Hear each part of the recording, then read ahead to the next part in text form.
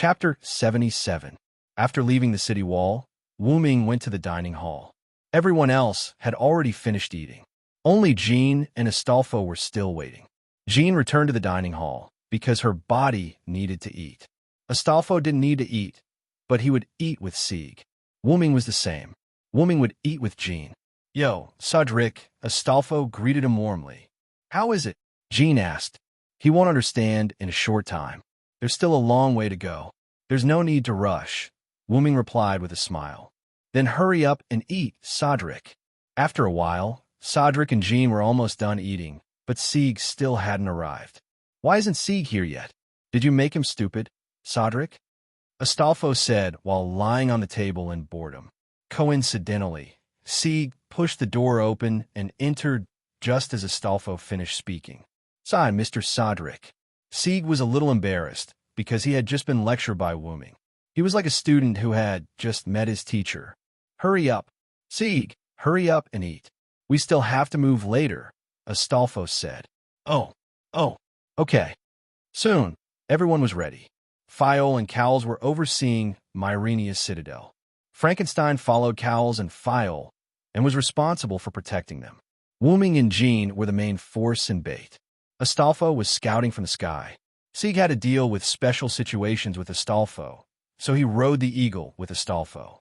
In the end, Sharon would use all-seeing eyes to snipe. As for Leo, Gielli, and Mordred, they were on different sides. Even with Wu Ming, Leo Gielli still insisted on moving separately. After discussing how to deal with Shiro Amakusa, the two of them found a graveyard near Tulifas and left Myrenia's citadel. "Let's go, Jean." "Okay." Wu Ming took out a bottle of potion and drank it. This was a high-level potion from the YG Garesisel World Tree that had a special invisibility ability. It could block the detection of skills, and only the detection of buildings could see through it. After drinking it, Wu Ming instantly became transparent. After seeing Wu Ming disappear, Jean suppressed her magic power and began to act as bait on the street. Because of the man-killer fiends that appeared in Tulifas, no one went out at night. The moonlight shone on the ground, and Joan of Arc, wearing a student uniform, walked on the street step by step. Many residents were already asleep, and there were only a few households with their lights on. Even so, the surroundings were not dark. After all, the moon tonight was much brighter than usual. Wu Ming hid his figure and followed behind Joan of Arc. Although the plan is good, I'm afraid that the other party won't play by the rules. Wu Ming thought so, and just in case, Wu Ming had already set up magic scrolls around Myrenia's citadel, and with Sharon and Frankenstein in the citadel, there was no way for anything to go wrong. Fortunately, Black Assassin wasn't as sly as Wu Ming thought. Slowly, the surroundings started to become foggy.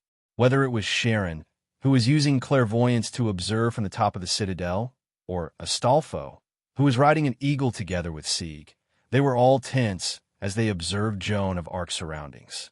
At the corner in front of them, a black shadow flashed by, and Joan of Arc saw it. It was as if the shadow was luring Joan of Arc. Seems like the other party isn't a simple person. He knows how to lure the enemy. Wu Ming said from behind Joan of Arc, "Then do we need to chase after him?" Joan of Arc asked without turning her head. "Of course. The other party has already created an opportunity for us. How can we not use it? Don't worry, I'll be right behind you." Yeah. After that, Joan of Arc rushed to the place where the black shadow disappeared. After a series of tossing and turning, the black shadow led Joan of Arc to a residential area that was accessible in all directions. Joan of Arc stood in an empty place and carefully observed the surroundings. On the roof of a residential building behind Joan of Arc, Black Assassin Jack the Ripper's figure emerged. From now on, it will be hell. Black Assassin was seen in a pose, holding the two swords backward and chanting, "We are fire, we are rain, strength, Mary Ripper."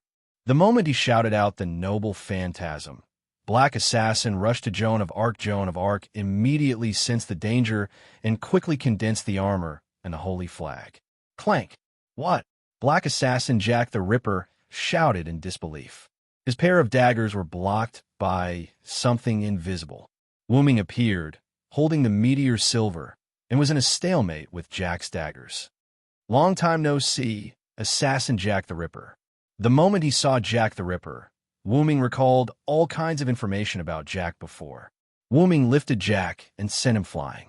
Jack flipped in the air and stabilized his body when he landed. Why? How can you be okay? Jack's noble phantasm, Mary Ripper, used 4 level D daggers to inflict curse-type damage on enemies with specific conditions. When the conditions were met, there would be a curse effect of resentment. It was said that there were more than 80,000 prostitutes in London's slums who were killed and thrown away for the sake of living. There were 3 conditions. Night, female, fog.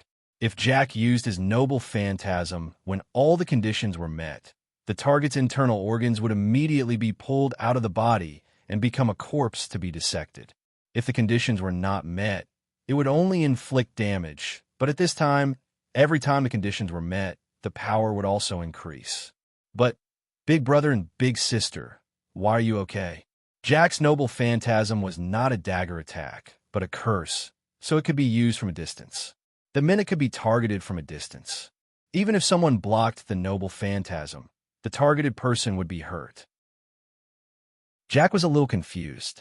Even if it couldn't cause a fatal blow to the opponent, it should at least cause some damage. But Jack looked at Wu Ming. He clearly hit Wu Ming, but he didn't see any effect. And Joan of Arc, who was behind him, also didn't seem to be affected. How can using a curse on the Mystic Dragon work? Wu Ming said sarcastically.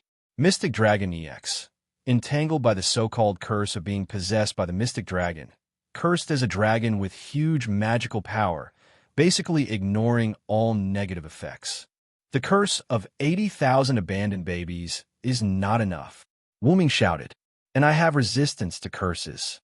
Even if you hit me, it will only cause a little damage, and it can't cause fatal damage to me at all. Joan of Arc, who was holding the holy flag, said, what was needed to defend against the effect of this noble phantasm was not physical defense, but resistance to curses. It happened that Joan of Arc, as a saintess, naturally had resistance to curses, and her level was not low. Surrender, Jack. If you surrender now, I won't kill you. Sigh. Chapter 78. Sigh. Not only Jack was puzzled, but even Jean was also puzzled. If you surrender now, I will restrict your freedom until the end of the Holy Grail War, Wu Ming continued. For some reason, Wu Ming rejected the original plan to get rid of Jack the Ripper. But Jean seemed to want to say something. However, Wu Ming interrupted her. Let me be willful for once, Jean. Okay then. After all, Jean and Sodric were close friends who had gone through life and death together. After thinking for a while, Jean, who couldn't think of a reason, decided to believe in Sodric, who was also Wu Ming. After seeing Jean agree, Wu Ming smiled. Then he said to Jack, how about it? Have you thought about it? Your body hasn't fully recovered yet. It must be very disadvantageous for you to go against us. Wu Ming looked at Jack, whose body was wrapped in bandages, and saw at a glance that Jack's injury caused by Wu Ming hadn't recovered yet. I refuse, big brother. What are you talking about? We are enemies now. Jack's innocent face looked at Wu Ming expressionlessly. Is that so? Is it your answer? Wu Ming closed his eyes and said, then I will completely defeat you.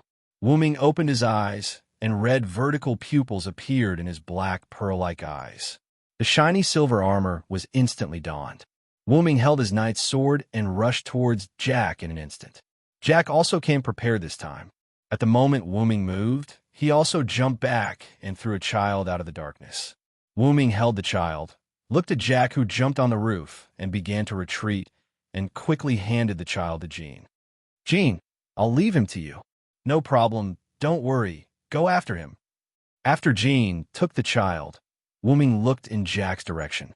Jack jumped onto the roof, looked at Wu Ming, and began to jump from house to house. Meanwhile, Wu Ming stomped the ground with his right foot, releasing a large amount of mana. With Wu Ming's right foot as the center, spiderweb-like cracks appeared on the ground. Wu Ming directly charged into the sky, bursting toward Jack, who was constantly jumping on rooftops. What? Jack felt Wu Ming catching up. He turned around and couldn't help but exclaim in surprise. Jack hurriedly changed directions and jumped into the complicated and narrow residential streets in an instant, sprinting quickly. With Jack's dexterity, coupled with his aura-blocking A skill, it was reasonable to say that escaping should not be a problem.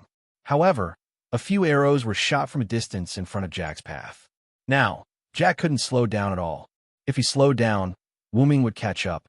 But if he didn't slow down, the arrow in front of him would definitely hit him. There was a wolf in front and a tiger behind. Jack was on guard against Wu-Ming catching up and waiting for him.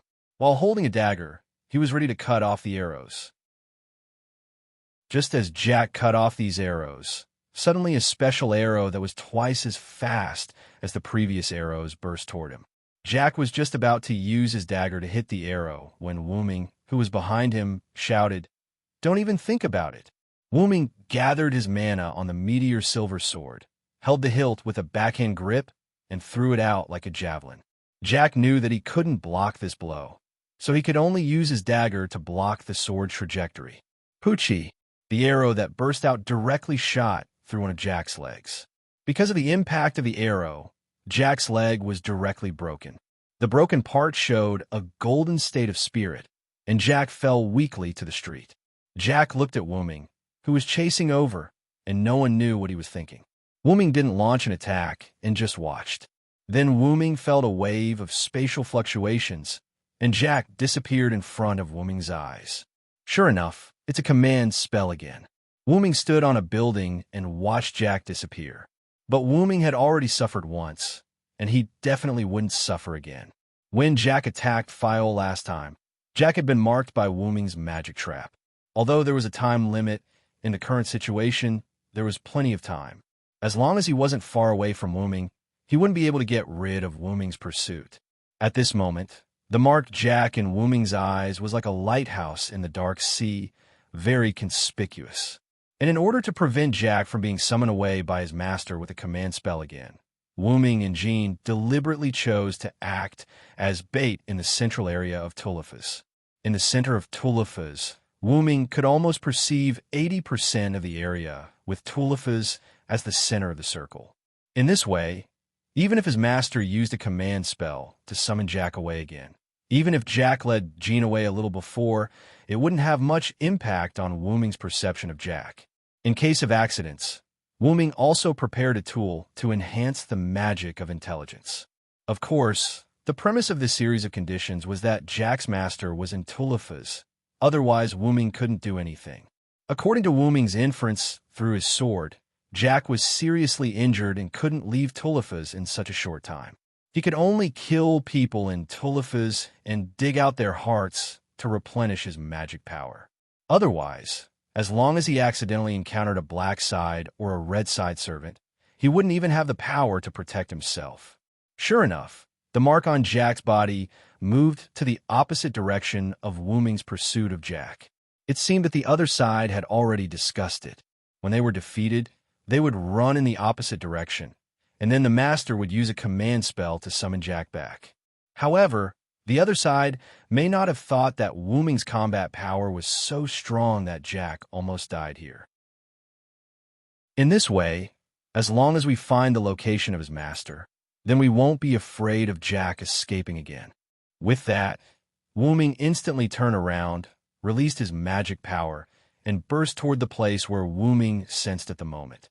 However, the roof that Wu-Ming was standing on was already shattered to the point that it couldn't be any more shattered. It woke up the people who were sleeping in the house. In a house, next to a corpse, a woman was holding Jack, who was running on the street before.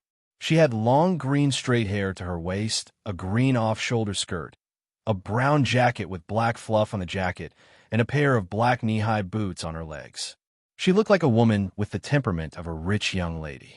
This was the current master of Black Assassin Jack the Ripper, the person who was sacrificed by the former master, Xiangliang Leopard Horse. Six Guides Ling Xia. "Jack, are you okay?" Six Guides Ling Xia asked Jack with an unusually gentle tone, while touching her head and looking at her short legs that were still spiritualized. "It hurts, Mom, it hurts." Jack choked with tears in the corner of her eyes. If it wasn't for the bloodstains, daggers, and broken legs on her body, anyone would think that she was a cute child who was bullied. Moreover, the wee Jack was referring to as herself, not her, and Six Guides Ling Xia. Because Wu Ming had said before that Jack used the curse of 80,000 abandoned babies, which meant that her true body was 80,000 abandoned babies. Okay, Mom will take you out of here. With that, Six Guides Ling Xia stood up, picked up Jack, who couldn't move because of her broken legs, and walked toward the door. Click! Six Guides Ling Xia opened the door and walked out. Whoosh! Chapter 79. Poochie. It was the sound of an arrow piercing into a body. Plop! Six Guide Reen collapsed to the ground, and together with Jack, she fell. A sharp arrow pierced through the two of them. In the distance, Atlanta maintained her shooting posture and looked at the two pairs of figures that fell in the distance. Mom! Mom! Jack laid in Six Guide Reen's arms and struggled to raise her head to look at her. Six Guide Reen opened her eyes with difficulty and looked at Jack, who was pierced with her. She raised her hand and stroked Jack's face. Jack, it's okay. I'll use the last command incantation. Jack, even without me, you'll be fine. A red light flashed, and the last command incantation in Six Guide Reen's hand disappeared. Then, Six Guide Reen lowered her hand and closed her eyes. Mom! Mom, whoosh! Poochie! Another arrow shot into Jack's body. Jack could no longer hold on and fell down. Atlanta walked out of the thick fog, looked at the mother and daughter, and shook her head. Such a young child, and yet she became a heroic spirit. She sighed as she spoke. However, at this moment, Jack's corpse moved.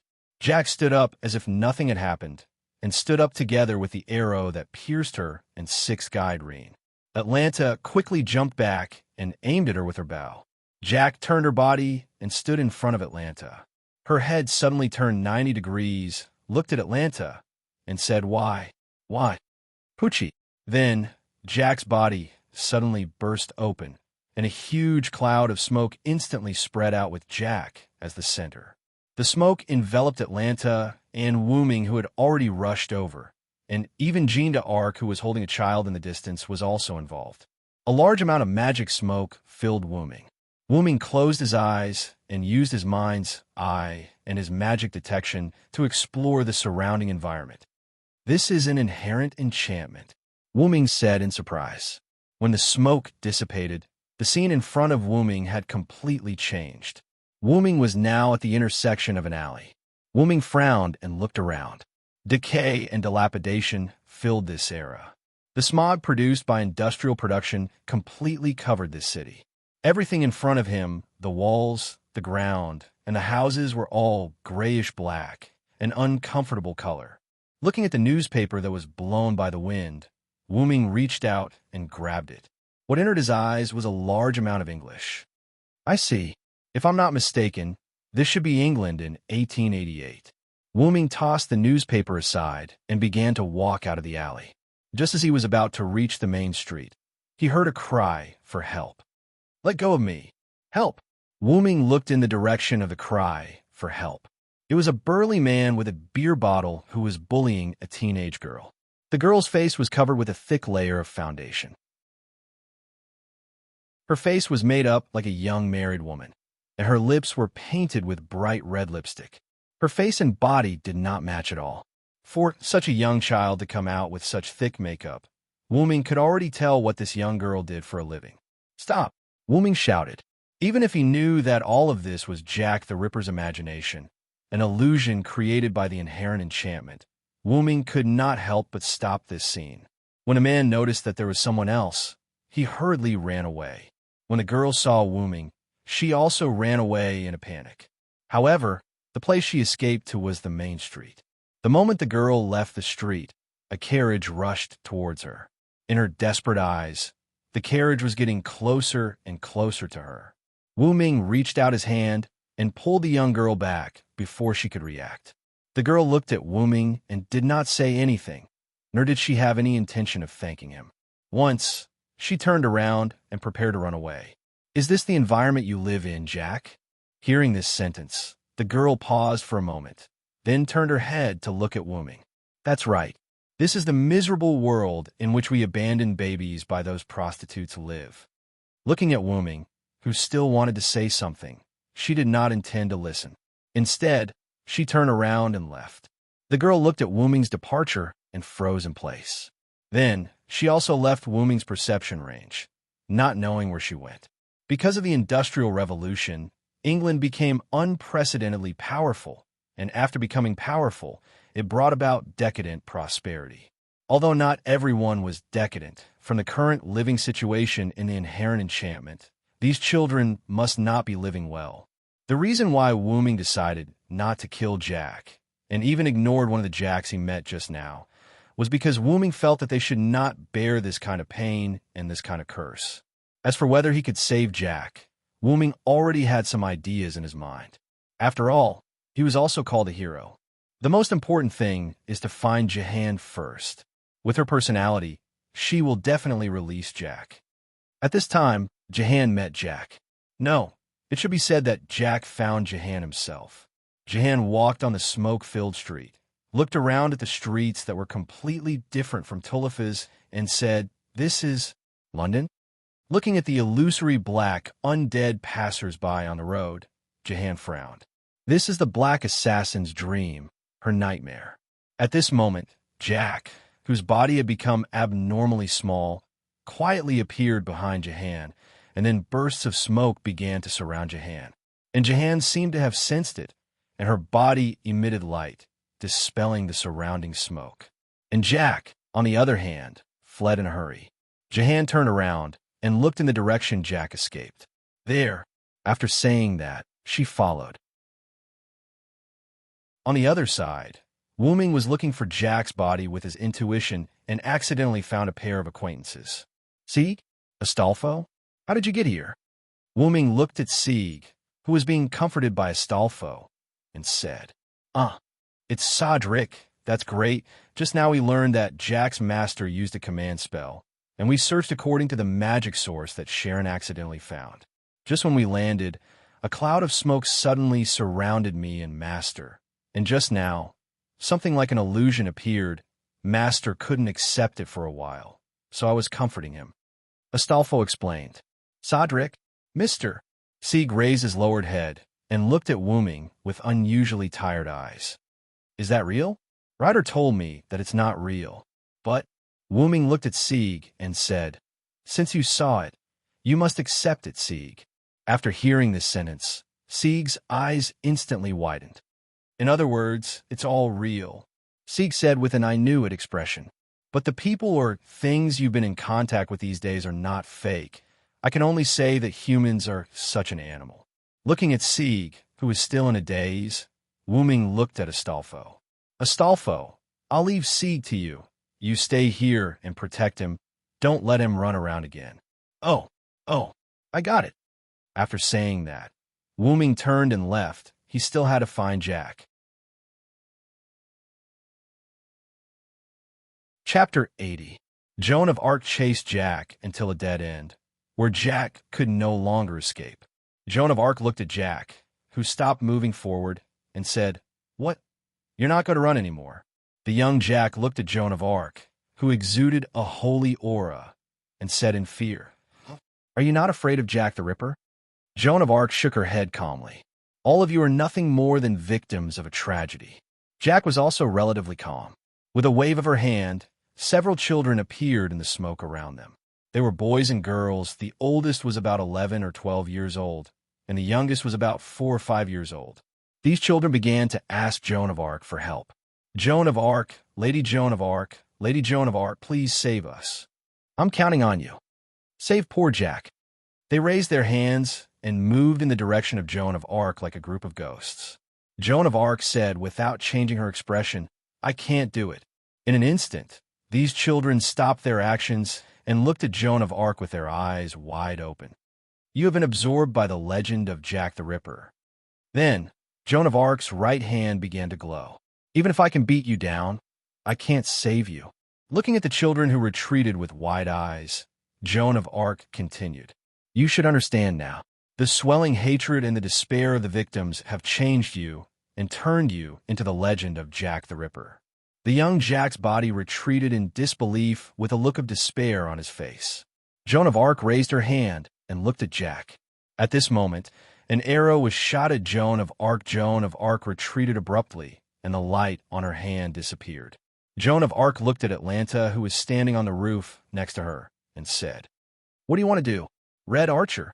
Atlanta jumped in front of the children, protected the children, and then pointed her bow at Joan of Arc. "That's what I want to say. What do you want to do? These are all children, innocent children. These children aren't even evil. They're just sacrificial lambs. They're sad souls crushed by the structure of the world." Atlanta said with a ferocious expression, "If you want to kill them, then I won't let you off." Jean looked at Atlanta and said with a firm and serious expression, "You should also understand that if these children are alive, they will only have more companions." "Shut up. Returning the soul is salvation." "What kind of salvation is that?" Atlanta roared. Then he shot an arrow filled with anger. He didn't know if it was because of anger or Jean's technique, but Jean just tilted her head slightly and avoided the arrow. "Then let me ask you, you chose to hold the holy flag on the battlefield instead of drawing your sword. Isn't it because you don't want to kill? Isn't it because you don't want your hands to be stained with blood?" Atalanta asked. "What do you think, Red Archer?" Jean said thoughtfully, "Do you think that because I didn't use my sword, I didn't stain my hands with blood? Ever since I decided to participate in that war, my hands have been stained with blood. It was also because of Sodric, who helped me share the blood, that I was called the Saintess by later generations." "If you really think so, you are not the Saintess at all." Atlanta was angry again. "Because of this, I never thought of myself as the Saintess," Jean said naturally. "What?" Atlanta was a little surprised. "That's right, Atlanta." "Who?" Atlanta's arrow pointed to another place. Wuming slowly walked out of the dark street. "It's you?" Atlanta looked at Wuming nervously. After all, Wuming's combat power was not to be underestimated. The Red Side servants saw the starlight pillar in the sky garden of Semiramis that day. "I'm not some general who saved the country. Those titles were just given to us by our descendants. Just like Vlad, he was slandered as a vampire, and now he really is a vampire. Just like Jack, he was turned into the Ripper. This is the tragedy of a heroic spirit," Wu Ming said to Jack. "Jean just wanted to end the war, to end this evil. It was only because the Lord said that Jean couldn't stand it anymore that Jean joined the war. And Wu Ming also joined the army because he was worried about Jean. Jean was more and more like a saintess by the Lord's revelation, but Wu Ming was different. Except for saving the country, Wu Ming had been doing things his own way.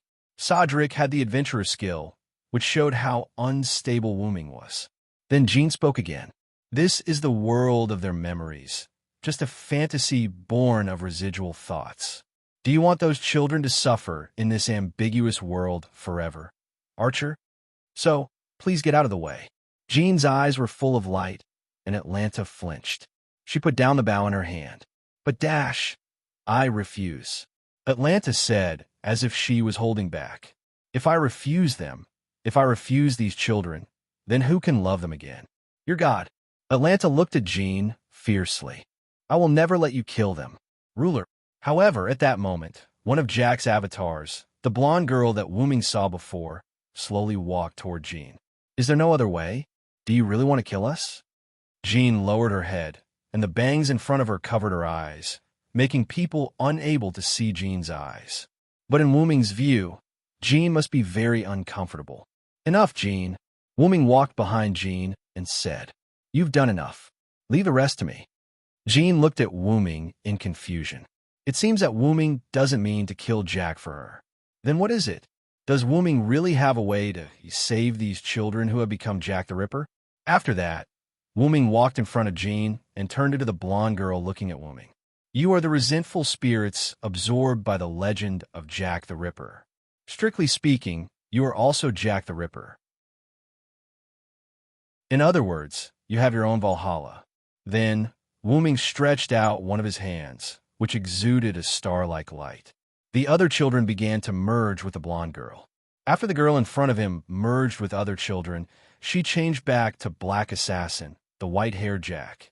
Wuming touched Jack's hair with his hand, closed his eyes slightly, and smiled. I will let you get rid of the legend of Jack the Ripper. Please believe me. After Jack froze for a moment, he looked at the gentle big brother in front of him and nodded heavily. Okay. Chapter 81. After seeing Jack nodded with a smile, Wuming began the ritual.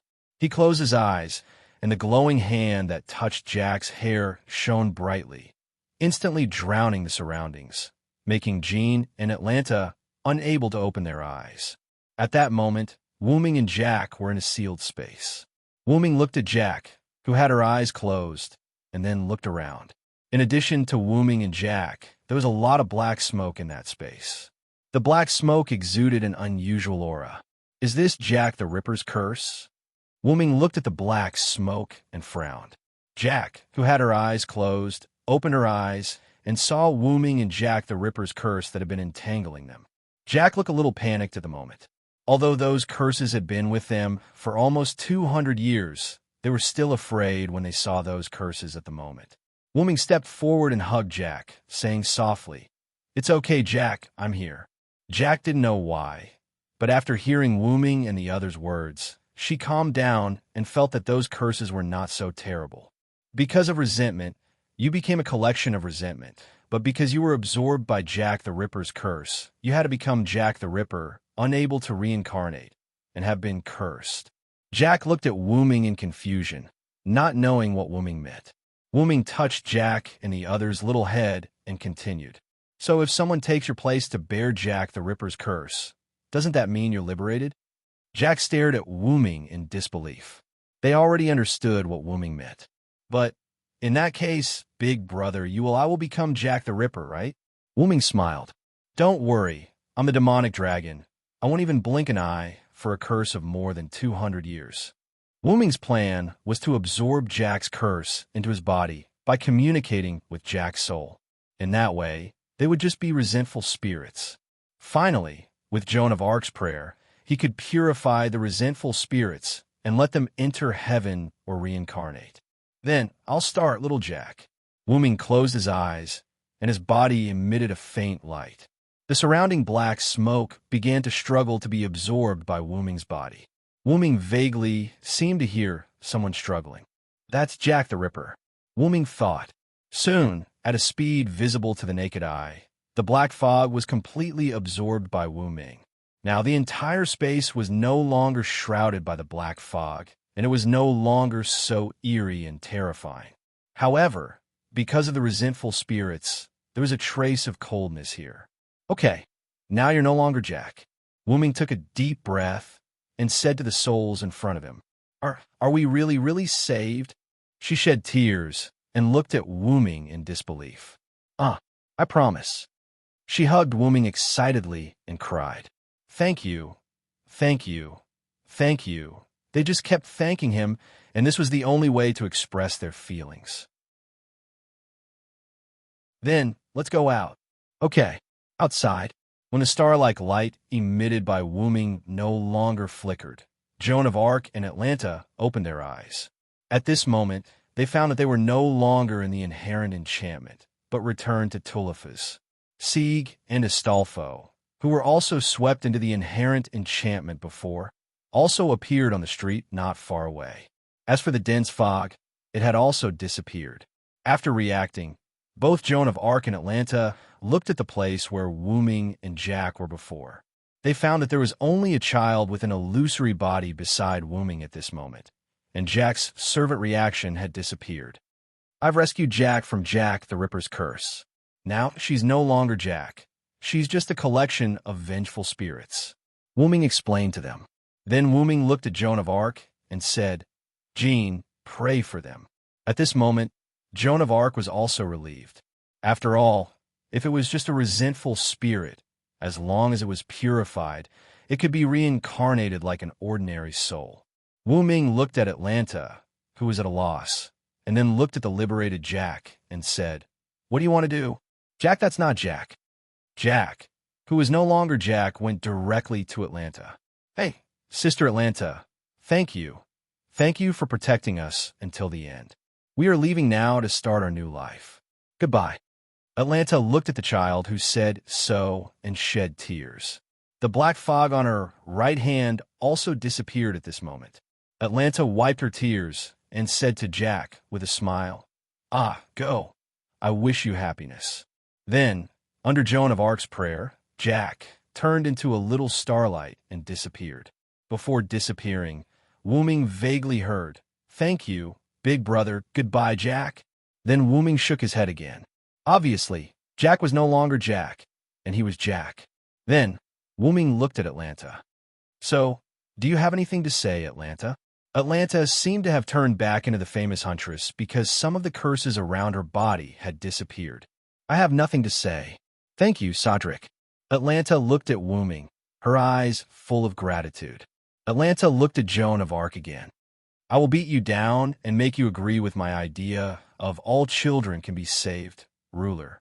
Atlanta was like a hero, challenging another hero. Joan of Arc smiled bitterly. "Ah!" With a roar, Frankenstein fell from the sky and hammered at Atlanta with a giant hammer.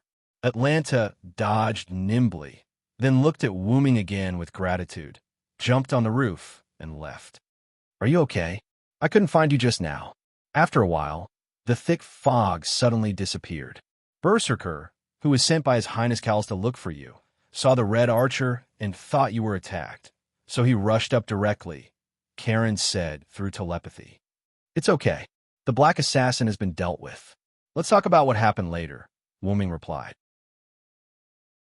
Then Wooming and Joan of Arc, as well as Astolfo, who was supporting Sieg, and Frankenstein, who came to support, returned to Malnia Citadel.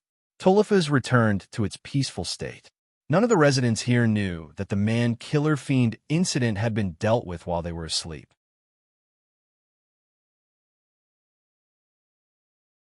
Chapter 82. The next day, noon, Myrenia's Citadel, conference room. Because they dealt with Jack the Ripper at night, it was almost midnight by the time everything was settled. Therefore, they decided to schedule the meeting at noon. Fiore sat at the head of the table and looked at the people sitting on both sides. Wooming, Jean, Sieg, Astolfo, Collins, Sharon, Gold, Lion Jelly, and Mordred. Because they were going to discuss the final strategy for the Sky Garden, Lion Jelly and Mordred arrived very early. Because Frankenstein was still a berserker, he didn't participate in this meeting. Black Assassin, Jack the Ripper's matter is finally settled. I would like to thank Miss Jean and Mr. Sodlek. Because she couldn't move, Fiore only slightly lowered her head to express her gratitude. This is also my responsibility as the ruler. Jean shook her head and said, indicating that Fiore didn't need to thank her anymore. As the offender, I only listened to the words of the ruler. No need to thank me. Wooming smiled. Speaking of which, are you ready to attack the Sky Garden? Jean asked. Yes, we have prepared many planes. When the time comes, we can directly fly to the Sky Garden. Just then, Astolfo stood up and raised his hand. I said, I know how to fly a plane. Let me fly it. Seeing Astolfo's excited face, Wooming smiled helplessly. We need more than one plane. It is really inconvenient for you to fly it. The planes are all for magic puppets to fly, Collins interrupted. Astolfo sat down with a depressed face. Although we have prepared many planes, we still lack a trump card. After all, the Sky Garden has automatic magic cannons comparable to the EX level. Therefore, for the current situation, we are still at a disadvantage. Just then, Wooming raised his hand. I have a way to directly enter the Sky Garden, but I need to know what the inside of the Sky Garden looks like. Wooming's method was Portal Scroll. Currently, Wooming was a saber, so he couldn't use Portal Scroll. However, if it was a scroll, after knowing the location, he could open the portal in 3 or 4 days. Then, Wooming opened Dragonist and took out a golden scroll. Putting it in the center of the table, Wooming began to explain. This is a high-level magic scroll called Portal. It can connect any 2 known locations to teleport magic, provided that you have the images of the 2 locations in your mind. Then Wooming looked at Sharon and said, Sharon, If you have been to the Sky Garden and are the teacher of the great heroes of Greek mythology, you should be able to use this scroll, right? Everyone looked at Sharon. Sharon picked up the scroll and carefully observed it for a while, then said, "This is a kind of magic scroll similar to Norse mythology.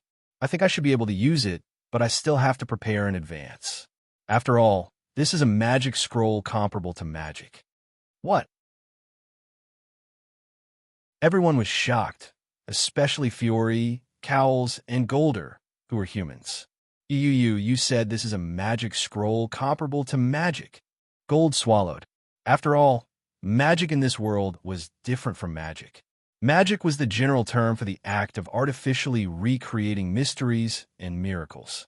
Even if it was an incredible and mysterious phenomenon, as long as it was caused by nature, it was not magic. In short, it was man-made and natural factors. And magicians had an iron rule. They couldn't show mysteries to the world.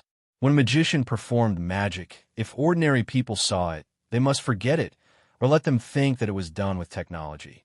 Anyway, they could either kill the ordinary person or make them lose their memory.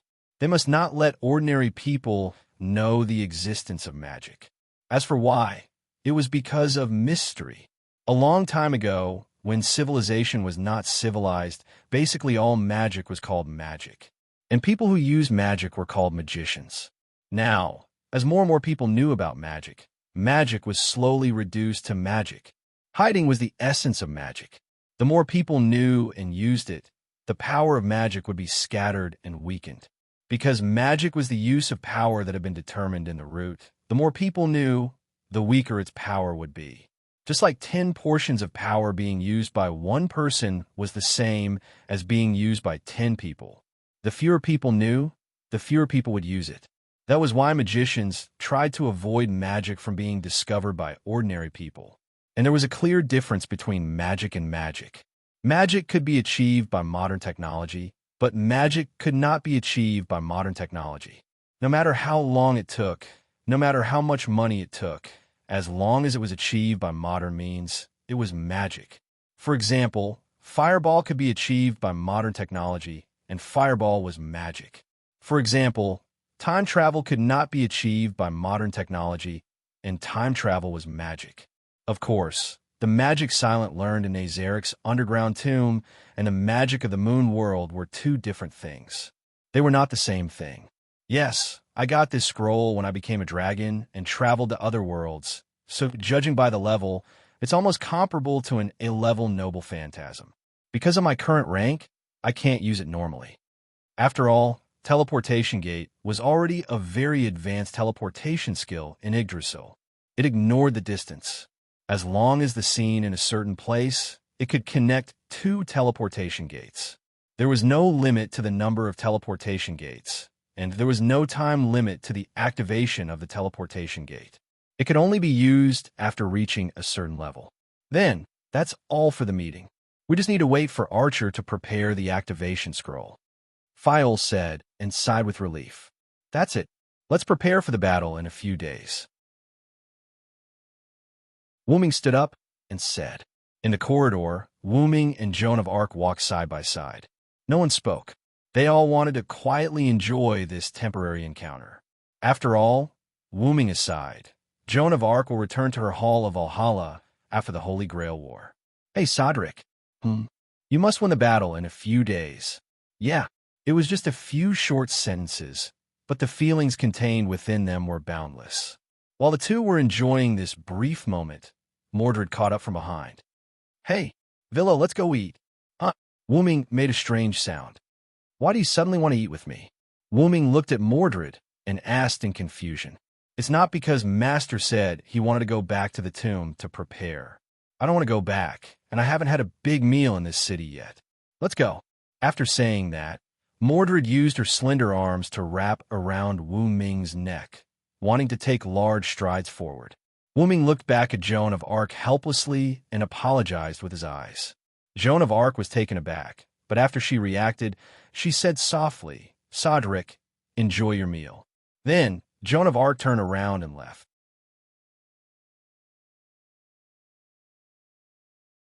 Chapter 83. Mordred dragged Wuming to a restaurant that Mordred said was delicious. Then, under the usual gaze of the restaurant owner, he served Mordred a dozen dishes. Wuming, on the other hand, ordered a few dishes symbolically, and then looked at Mordred, who began to gorge herself, and could not help but mutter softly. Could it be that the Pendragon family are all big eaters? King Yusef is the same. He usually eats a lot, but Liat eats even more. Now Mordred is eating so much. I'm starting to wonder if the Pendragon family has two stomachs. Mordred, who was happily eating, glanced at Wuming, tilted her head, and said, Did you say anything? No, why would I? Hurry up and eat. It won't taste good when it's cold. With that, Wuming also picked up the cutlery and began a war of tongues. By the way, this tastes good.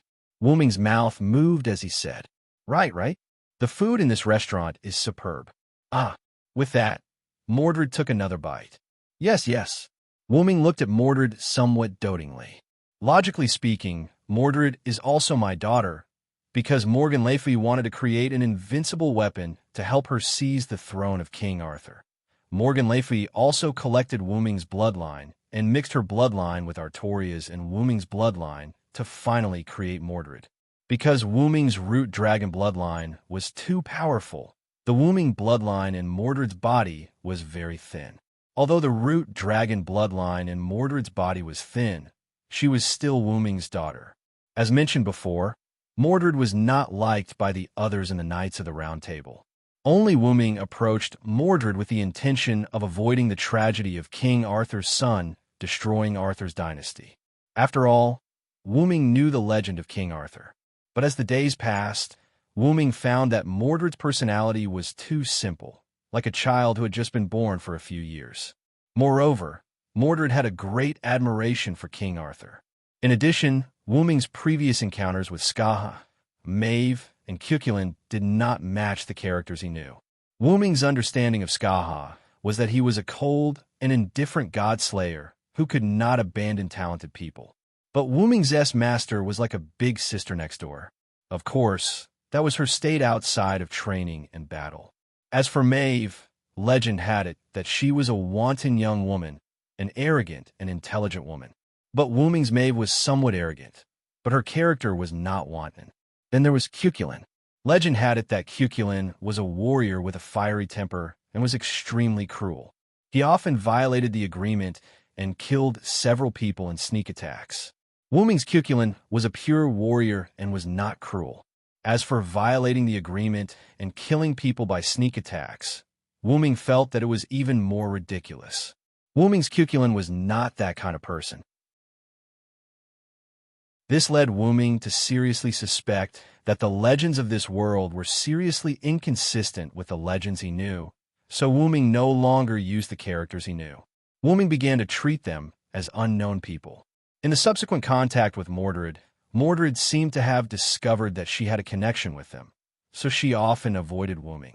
This led to the relationship between the two of them being good and bad. When they were bad, they would speak ill of each other and fight with each other. When they were good, they would play together and eat together. Although Mordred also wore a helmet when eating, which was worth complaining about. Wuming shook his head and looked back at Mordred, who was happily eating, and smiled. What's wrong? Why are you suddenly smiling? Mordred looked at Wuming, who was smiling. Wuming picked up a fork and took a bite of the beef. Enjoying the juicy beef, he replied absent-mindedly, Nothing, I just thought of something happy. That's strange. Mordred did not look at Wuming and resumed her hunt for food. At this time, the door of the shop was opened and a pair of figures walked in. Mr. Sodric and Red Saber. Wuming and Mordred looked at the door and saw Sieg Astolfo standing there looking at them. Mordred said unhappily, What's the meaning of "and Red Saber"? I feel like I'm hooked up with him. Damn it. Despite Mordred's words, she did not get angry and continued eating. Sieg Astolfo, on the other hand, stood there and smiled awkwardly. Wuming immediately said, Since you're here, let's have a meal together. After a while, the shop owner served the dishes that Sieg and Astolfo ordered. However, Sieg and Astolfo did not eat and seemed to have something to say. What is it? Just say it. Sieg hesitated for a while and looked at Wuming. Mr. Sodrick, do you think there is a correct existence in human history? Wuming put down his utensils and wiped his mouth with a napkin. Is it about Jack the Ripper? Yes, although it's not all of human history, but Sieg seemed to recall the scenes that he saw in Jack the Ripper's relic, the Dark Mist City. He did not say anything else. So, Mordred, what do you think about this? Wuming did not answer Sieg directly. Instead, he asked Mordred, why are you asking me all of a sudden? Mordred raised her eyebrows and looked at Wuming. Mordred said, as she chewed on the food in her mouth, humans are humans.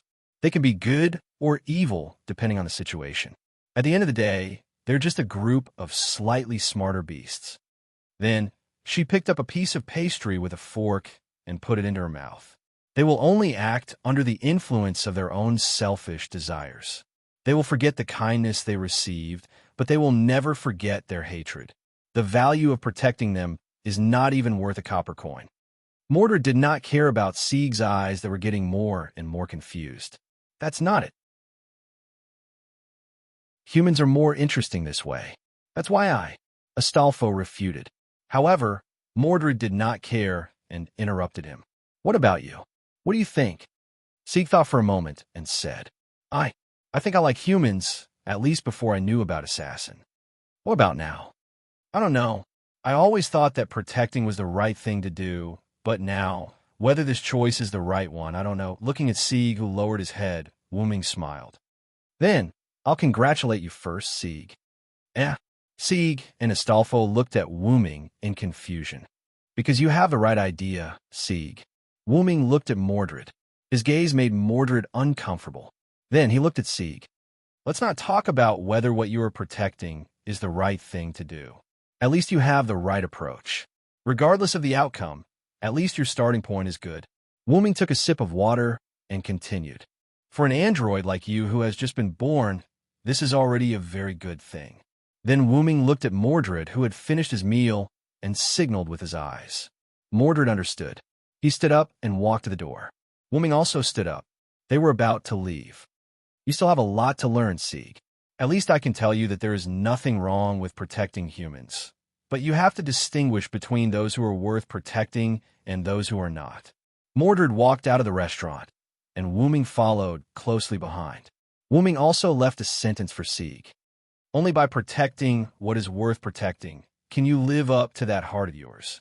At this moment, Sieg seemed to understand something, but also seemed to not understand something. In short, he no longer felt as tired as before. Oh yeah, help me pay the bill. Wuming's voice came after he walked away. Then Sieg and Astolfo fell to the ground and could not get up again.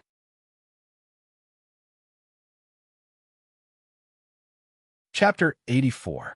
3 days later, in the evening, Blackcaster's abandoned workshop. Everyone gathered there. Sharon was one step away from successfully implementing the portal scroll. As long as he injected magical power into it, he could open the portal. Because the portal scroll could instantly open a portal somewhere, Semiramis, who controlled the Sky Garden, would not notice anything unusual in advance. In those 3 days, the androids' bodies were abnormal, and Golder took the initiative to treat the androids. Sieg solved the heart demon and helped to treat the androids with Astolfo. Fiore transferred the magic seal to her brother Collins, during which Sharon needed to perform the ritual. Wuming had to temporarily replace Karen's control of the portal scroll. After that, Wuming accompanied Jean on a date and enjoyed the last time. During that time, they met Collins, who had been chatting with Frankenstein in the flowers. In short, everyone was very busy these days. Now, everyone began to attack the Sky Garden. Let's start, Archer, Fiore said. Yes. After that, Sharon injected a trace of magical power into the scroll, and a black and red hole appeared. Let's go, everyone. We must stop Shiro Amakusa, Jean said, wearing a blue armor, holding the holy flag in her hand. Yes. Everyone responded in unison. Jean, Wuming, Sharon, Astolfo, Frankenstein, Sieg, and Collins walked into the portal, and then the portal was closed. That was to prevent the enemy from attacking Fiore through the portal. Because Fiore legs were inconvenient, and she had removed the magic seal. She was weak, so she was not allowed to fight in the final battle. There was also Golder, because his servant, Siegfried, had disappeared, so even if he went, he would not be able to do anything, so he stayed. Fiore looked at the disappearing portal, clenched her fists, and prayed. The Sky Garden, a black and red, oval-shaped hole about the height of a person, suddenly appeared in the deepest part of the abyss where Sharon had once been. Semiramis, who was sitting high on the throne, instantly sensed that someone used space magic to invade the Sky Garden. The Master is still inside the Great Holy Grail, so let us, the servants, hold him back for a while. With that, a few figures appeared under Semiramis's throne. Red Lancer Carnared, Archer, Atlanta Red Rider, Achilles Red, Castor, Shakespeare, including the Red Assassin Semiramis, who was sitting on the throne. All of the Red Team's servants were present. Of course, there was also the traitorous Red Saber Mordred and another Red Saber, Sodlek. Although Red Berserker Spartacus is dead, and Red Saber Mordred has betrayed us, and we are short of 2 servants, the enemy is in a worse state than us. I hope you won't disappoint me, heroes, Semiramis whispered in a strange tone.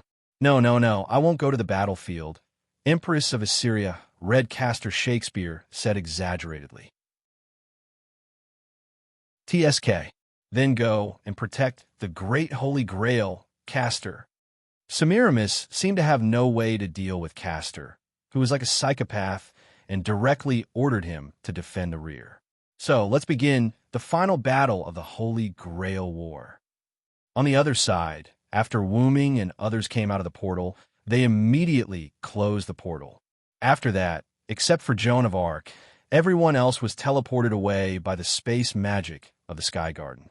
Joan of Arc looked around vigilantly, and then she had no choice but to move on. After all, time waits for no one, and she didn't have to worry about the comfort of others. They were all heroes. Somewhere in the Sky Garden, Achilles, who had green hair and a crossbow, was waiting quietly with his eyes closed. Suddenly, a brown-haired young man with a ponytail appeared. Sharon looked at Achilles, then looked around and said, "So, it's space magic." "Yes, and it's the best place for you and me to fight." Achilles opened his eyes and said. The relatively empty space was suitable for Sharon, who was the archer, and Achilles, who was the rider, to fight. On the other side of the Sky Garden, Collins, Frankenstein, Sieg, and Astolfo looked at the strange, ancient Babylonian street in confusion. All of a sudden, an arrow flew towards them. Boom! Ah! Frankenstein knocked away the arrow with his hammer and roared. "Red Archer!" Collins panicked. "Rider!" Sieg shouted. "Roger!" Hippogriff, the illusory horse of the world. Astolfo summoned the eagle and flew with Sieg and Cowls. Berserker is responsible for the main attack. Red Archer. Rider is responsible for the feint attack. Is that okay? Collins, Sieg, and Astolfo discussed. Well, no problem. Atlanta, who was in a hidden house, looked at Astolfo, who was in the air, and Frankenstein, who was rushing toward them, and she couldn't help but frown. Really, they said one-on-one, need to contain the opponent's trump card, and each of them has to deal with 1 servant, but they actually want me to deal with 2 servants. Atlanta drew her bow again, but this time it was 2 arrows. Then, I will let you fall here. I present you with this calamity. Phoebos Kichi, Petition of the Arrow.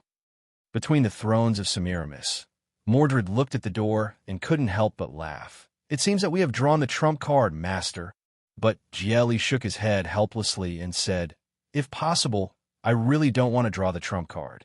Although he said that, Gielli took the lead and said, "Let's go, Saber, let them see the power of the Knights of the Round Table."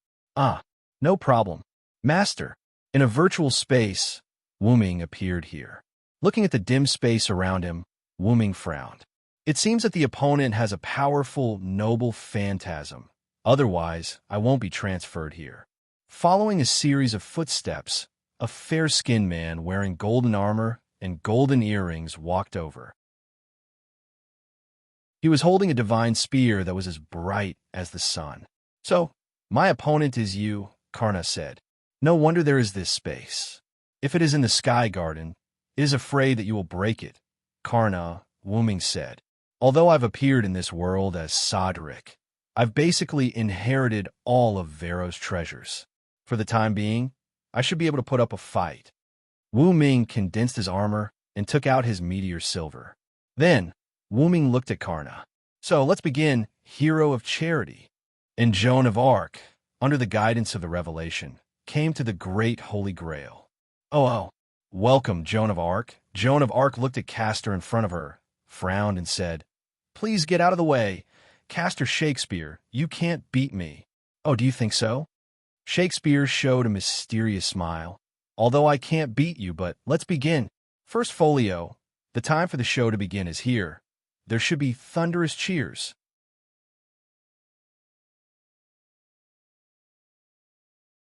Chapter 85. Achilles and Charon stood facing each other. Achilles explained to Achilles the reason why he had helped Shiro Amakusa Shurjin. The third magic heavens feel. So that's how it is. With the power of the great Holy Grail, it is indeed possible to materialize the soul and save the human race. Charon was not pretentious and evaluated the idea from a third person's point of view. That's right. As a warrior, don't you think this is a dream worth gambling on, Charon? Charon, Achilles asked, Why? Why did you choose such a superficial path, Achilles? Charon frowned and looked at Achilles in confusion. Charon was right. This was indeed a very superficial path. The history of the human race is the history of war. I have lost too many friends, too many people I loved deeply. If I can free people from their fate, this is what a hero should do. Achilles looked straight into Charon's eyes, his expression extremely serious. No, that's just arrogance. You don't want to fight against fate, you want to control it, Charon retorted. In response, Achilles was somewhat disdainful. Although that's the case, aren't you still obsessed with your lost immortal body? That's right. Even if I become a legend, as a star shining in the sky, it is still the same. Charon looked thoughtfully at the Sagittarius constellation in the sky. And even though Charon's parents never loved him from the beginning, and his mother even voluntarily became a Linden after giving birth to him, he still wanted to take back the proof of his blood relationship with his parents. Is that so? Even if you become a star, you can't get rid of your fate? This is what a hero is. After saying that, Achilles raised his gun and aimed at Charon. Come on, Black Archer. Red Rider. Arrows flew, and the tip of the gun surged. The two kept jumping. Sometimes Achilles fought Charon in close range. Sometimes Charon opened up a distance and shot at Achilles from afar. But overall, Achilles was at a disadvantage. What's wrong, Achilles? Is this all you can do? As your master, I am very disappointed. Damn it. Achilles dodged an arrow and said angrily. It was normal. After all, Achilles' moves were taught by Charon. Basically, Charon could almost predict what Achilles wanted to do as soon as he moved. Moreover, Charon also had B+ clairvoyance and a mind's eye true. Clairvoyance B+, good vision. Capture of distant targets. Dynamic vision increased. At the same time, mind's eye true can also achieve limited vision. Mind's eye, true insight cultivated through cultivation and forging. It was a battle theory that allowed one to calmly grasp one's own situation and the enemy's abilities while at a disadvantage and find a way out. With clairvoyance, Achilles' heel. Although it was only for a short moment, it was a blink of an eye could decide the outcome of the battle. As Charon's disciple, Achilles naturally knew of his master's abilities. So, Diatricon Asterlonk, star of the soaring sky. Achilles instantly threw the spear to Charon and activated his noble phantasm. The surrounding space froze. Charon looked at the changes around him and said faintly, So that's your noble phantasm. Yes, this is a one-on-one duel. Unless one side wins, it can't be unlocked.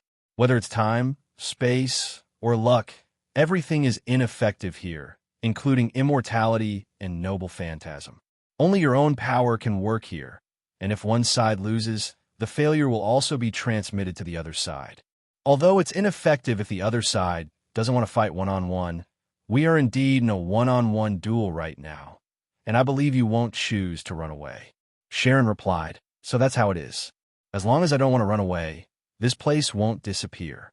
And if I stay here, my future vision won't work." Then Achilles made a pancreasin pose. "Although I didn't want to fight you one-on-one before, it's different now. We have a trump card." Sharon then abandoned the bow in his hand. "Since the noble phantasm won't work, I'll use pancreasin too."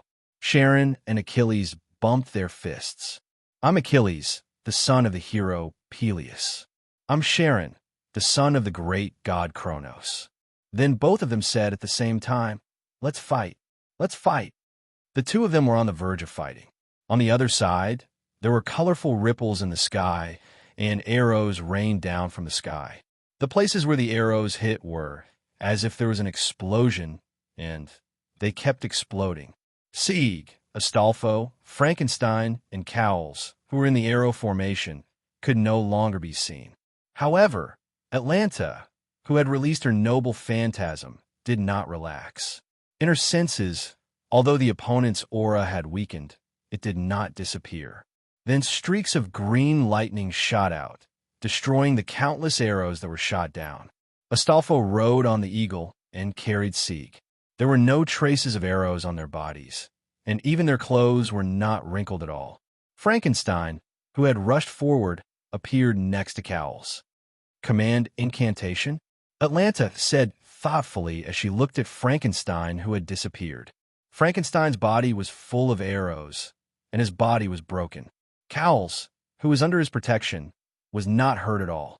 Berserker, Cowles looked at Frankenstein, who was full of arrows, with an indescribable tone. After seeing the arrows, Cowles immediately used the command incantation to call back Frankenstein, who had rushed over. The Red Archer did not care about Berserker and deliberately set the range of his noble phantasm to his side. He was indeed a hero who left his name in history. "Ugh!" Frankenstein roared angrily, as if he was angry that the opponent had attacked his master, and he was angry that he was hurt. "Wait a minute, Berserker. Let me treat your wound first," Cowles said to Frankenstein. At the same time, Cowles said to Astolfo and Sieg, who were flying in the air through spiritual communication, "Please ask Ryder to restrain Archer, or else we won't be able to rush over." "Understood." Astolfo roared and rushed up with Sieg. Atlanta, who was hiding in the shadows, looked at the eagle rushing over from the sky and immediately drew her bow.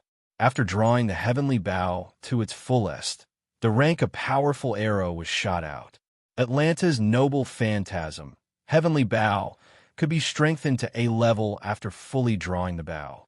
Astolfo knew the power of that arrow, so he did not choose to take it head-on, but chose to dodge. However, when Astolfo dodged, several more arrows were shot at him. While moving, the eagle frantically dodged the arrows. However, there was an arrow hidden behind another arrow. The arrow behind caught up with the arrow in front of it, causing the two arrows to deviate at the same time and shoot towards the eagle that had just dodged. That showed how amazing the archer's archery was. Astolfo knew that he could not avoid the arrow, but he did not panic. When the arrow hit the eagle, along with Astolfo and Sieg on its back, disappeared like a phantom. They reappeared somewhere in front of him. "What? Is this dimensional jump?" At that moment, the eagle had almost rushed to Atlanta, and Astolfo was also happy. "That's right, this is Hippogriff's special ability, dimensional jump. Although it's only for a short time, tonight is indeed a moonless night. Don't underestimate me as one of Charlemagne's 12 warriors." Astolfo had a legend that the moon took away his rationality, so it was not surprising that Astolfo regained his rationality on a moonless night. Astolfo instantly poured his magical power into the eagle's body and activated the eagle's B-level noble phantasm. Although the eagle's level was inferior to the griffin, which was a divine beast, the crushing damage caused by its dash was comparable to a grade of physical attack. "Go, Hippogriff!"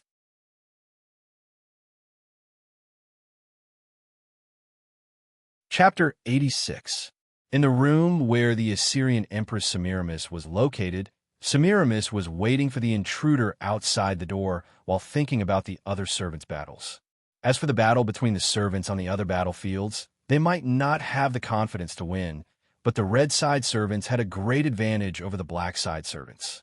Although Karna said that he would not care about the others if he saw the black saber was already dead, so there was no problem.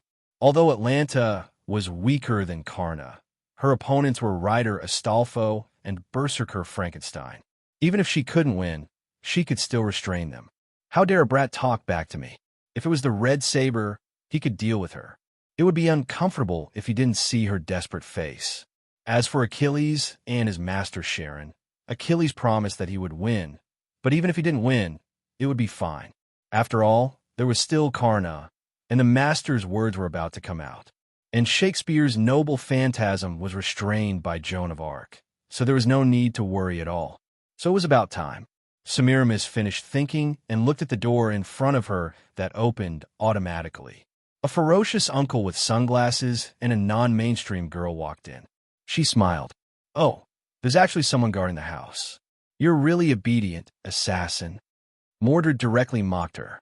Semiramis instantly changed from smiling to gnashing her teeth, but on the surface, she was still polite. "You're a bit arrogant for someone who has never sat on the throne before. What are you talking about? I'll just kick you down."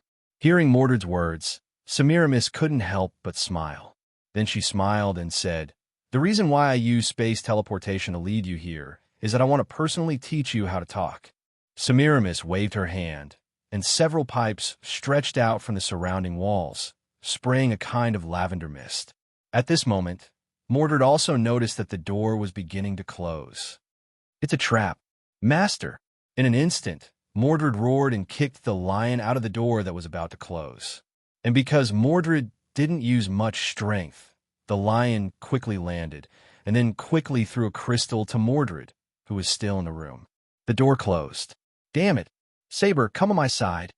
One of the 4 command seals in Lion Jia Li's hand disappeared, but the command seal's effect didn't happen. "What? The command incantation won't work anymore." "I have some understanding of command incantations." Semiramis' voice suddenly sounded. She continued, "Although the time is short, I can also interfere with the master's contract with the servant, including command incantations." Damn it! Jelly the lion could only wait anxiously outside the door. Let's hope that Sodric's item is effective. Inside the door, the space was filled with a faint poisonous fog. Mordred put on his armor, and at the same time, he immediately poured a trace of magic power into the crystal that Lion Jieli threw in.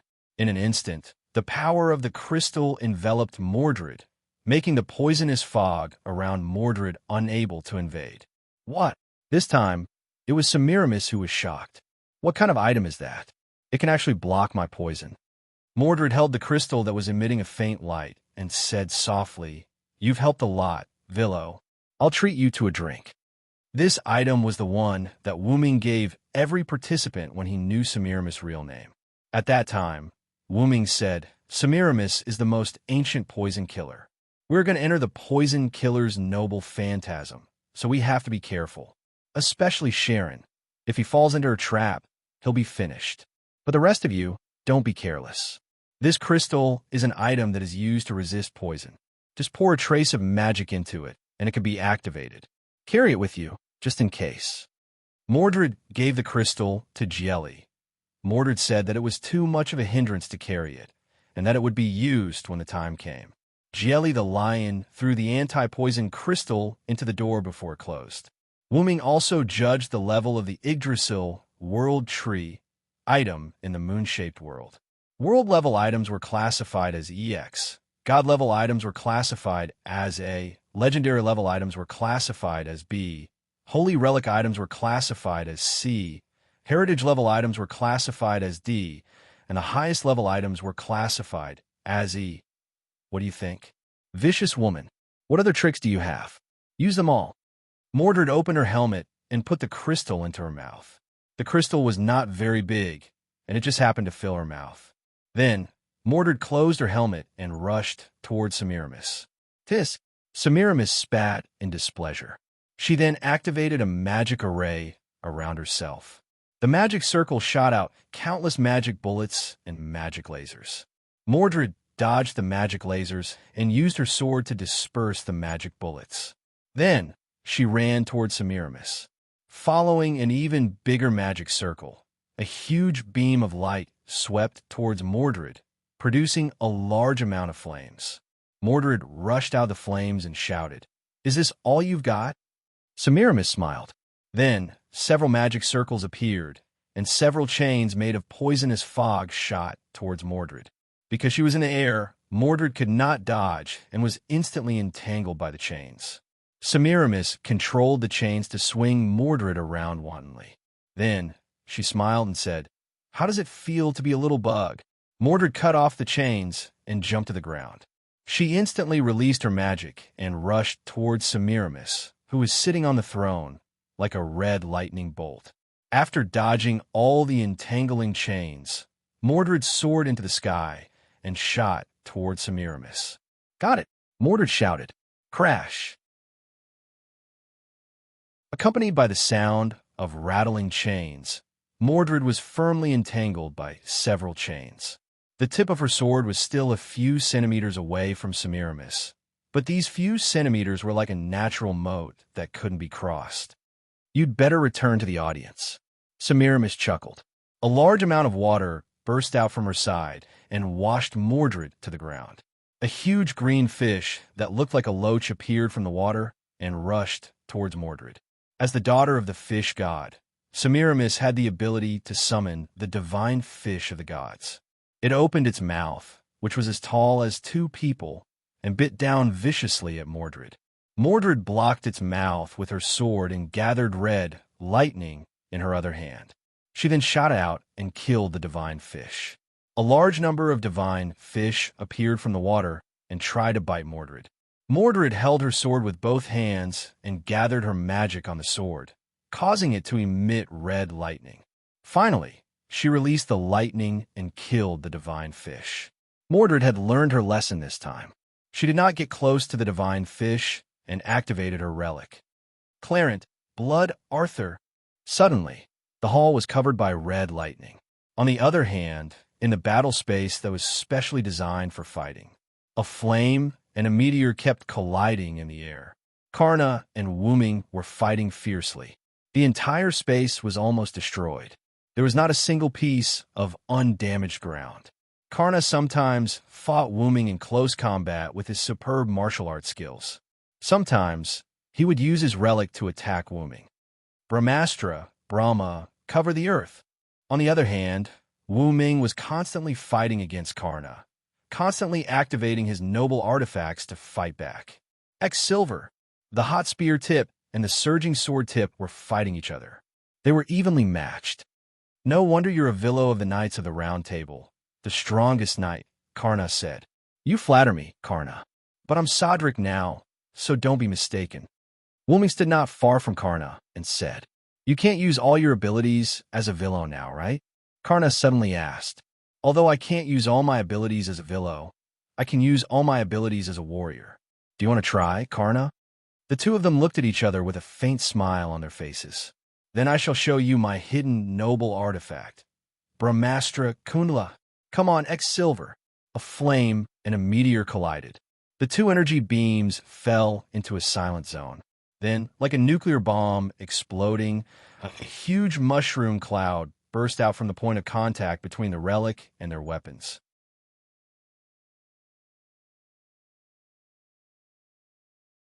Chapter 87. Wu Ming and Karna stood in the middle of the battlefield, where the ground could no longer be seen. The two looked at each other. "Even Brahmastra Kundala couldn't take you down," Karna said calmly. "I didn't hear the surprise in that sentence," Wu Ming said with a smile.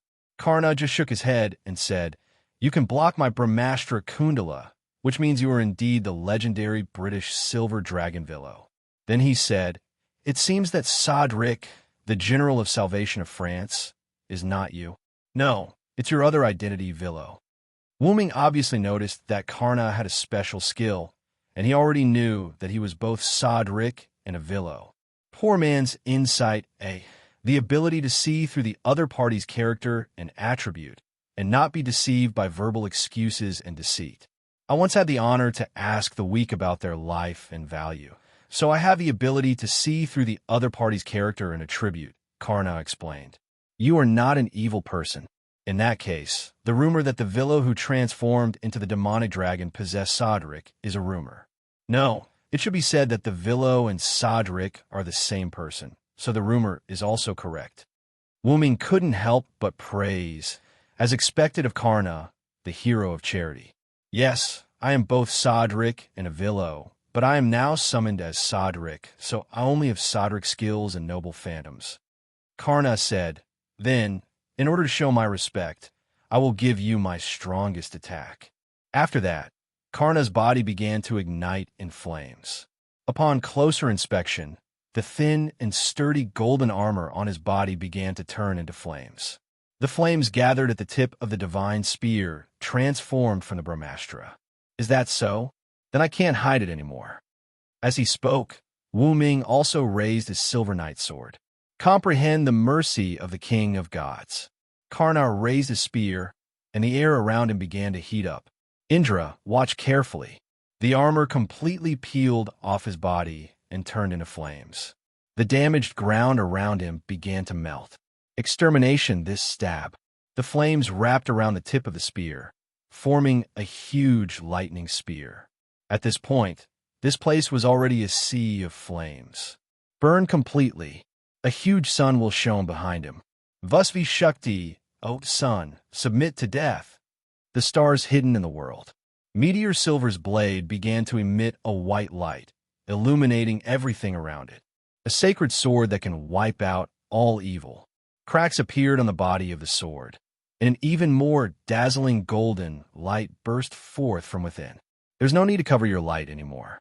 The body of the sword was completely shattered, and a dazzling golden sword of light appeared. It was constantly floating, and the silver sword fragments were attached to the golden sword of light. Shine! The sword of light soared into the sky. Silver meteor. The unparalleled lightning collided with the dazzling starlight. The space somewhere in the sky garden gradually cracked. Sharon and Achilles were in an independent small world. Atlanta and Astolfo, Sieg, Frankenstein, and Cowles were in the residential area of the Sky Garden. Semiramis and Mordred between the thrones, and Gielli, the lion outside the door. Joan of Arc in the environment, and Shakespeare, who was playing the role of evil. Shiro Amakusa, who was about to walk out of the Great Holy Grail. These people all saw the scene and heard the sound of the world's destruction. Boom, boom, boom, boom, boom. The cracked space directly exploded, and a huge amount of energy violently poured onto the Sky Garden. A large amount of light seemed to have turned into a substance, raging and destroying everything in the Sky Garden. Whether it was Achilles and Sharon who came out of the one-on-one space after removing the star of soaring skies Diatrico, Astrolog. Atlanta, who realized the crisis and fled quickly, and Astolfo, Sieg, Frankenstein, and Cowles, who were carried by the eagle. They were all desperately running in the opposite direction of the light. To be precise, they were fleeing. Almost everyone used skills or noble phantoms. Achilles used his noble phantoms, which allowed him to pass through the vast battlefield in one breath. Even if there were obstacles in the field, his speed would not be reduced. Sharon used his skill, Divine Wisdom A+, to simulate his own skill as a centaur, 1,000-mile scamper. Divine Wisdom A+. Except for the hero's unique skills, almost all skills, limited to ancient Greece, can be played with BA-level proficiency. 1,000-mile scamper A has endless stamina for long-distance movement, and the agility parameter temporarily increases rapidly. It can also play the effect of increasing the endurance and strength parameter when running at full speed. Atlanta used her skill, Crossing Arcadia. Crossing Arcadia B can move across all obstacles in the field, including the enemy. Because on the edge of crisis, Atlanta did not use another skill, Aesthetics of Pursuit. Aesthetics of Pursuit C. Let the enemy take the lead, and then you can take the lead after confirming the enemy's actions. Although the enemy ran first, and she would overtake the enemy first, Atlanta did not dare to use this skill when the light behind her was spreading rapidly. If she did not run fast enough, it would be bad if the light caught up with her. Astolfo, on the other hand, let the eagle carry the four of them and used Hippogriff's trump card, Dimensional Jump. Dimension Jump. After releasing the true name, the eagle and its rider will switch into a blurry posture and disappear when the eagle screeches. It can escape all forms of observation in the world and even reappear in other places. This ability could be called a bug-level ability, saving the lives of the four of them. No one knew how long it took. The light disappeared, and the original huge sky garden disappeared directly. The Great Holy Grail, which was originally in the center of the sky garden, was also exposed. Next to the Great Holy Grail was Joan of Arc and Shakespeare, who came out of the environment. The hall in the center of the throne was also exposed, revealing Semiramis, Mordred, who was covered in blood, and Jelly, whose body was pierced in many places. Everyone, whether they were servants or masters, looked at the huge sky fortress that was missing half with a trembling mind. Even Fiore and Gold in the distant Malnia fortress noticed the magical anomaly of the sky garden. Semiramis had a special skill of double summoning, and she also had a caster class. As the noble phantoms of Semiramis' magic workshop, Hanging Garden of Babylon, evolved from the beliefs of many mistaken believers, so it was named Vanity. Because of that, the conditions to activate this noble phantoms were quite harsh. Not only did it require the wood, stone, minerals, plants, water, and other materials from the ruins near Iraq's capital, Baghra, where Semiramis lived, but also required 3 days and 3 nights of nonstop chanting to complete it. It was really 3 days and 3 nights, that is 72 hours. And now, this magnificent building was about to disappear once again.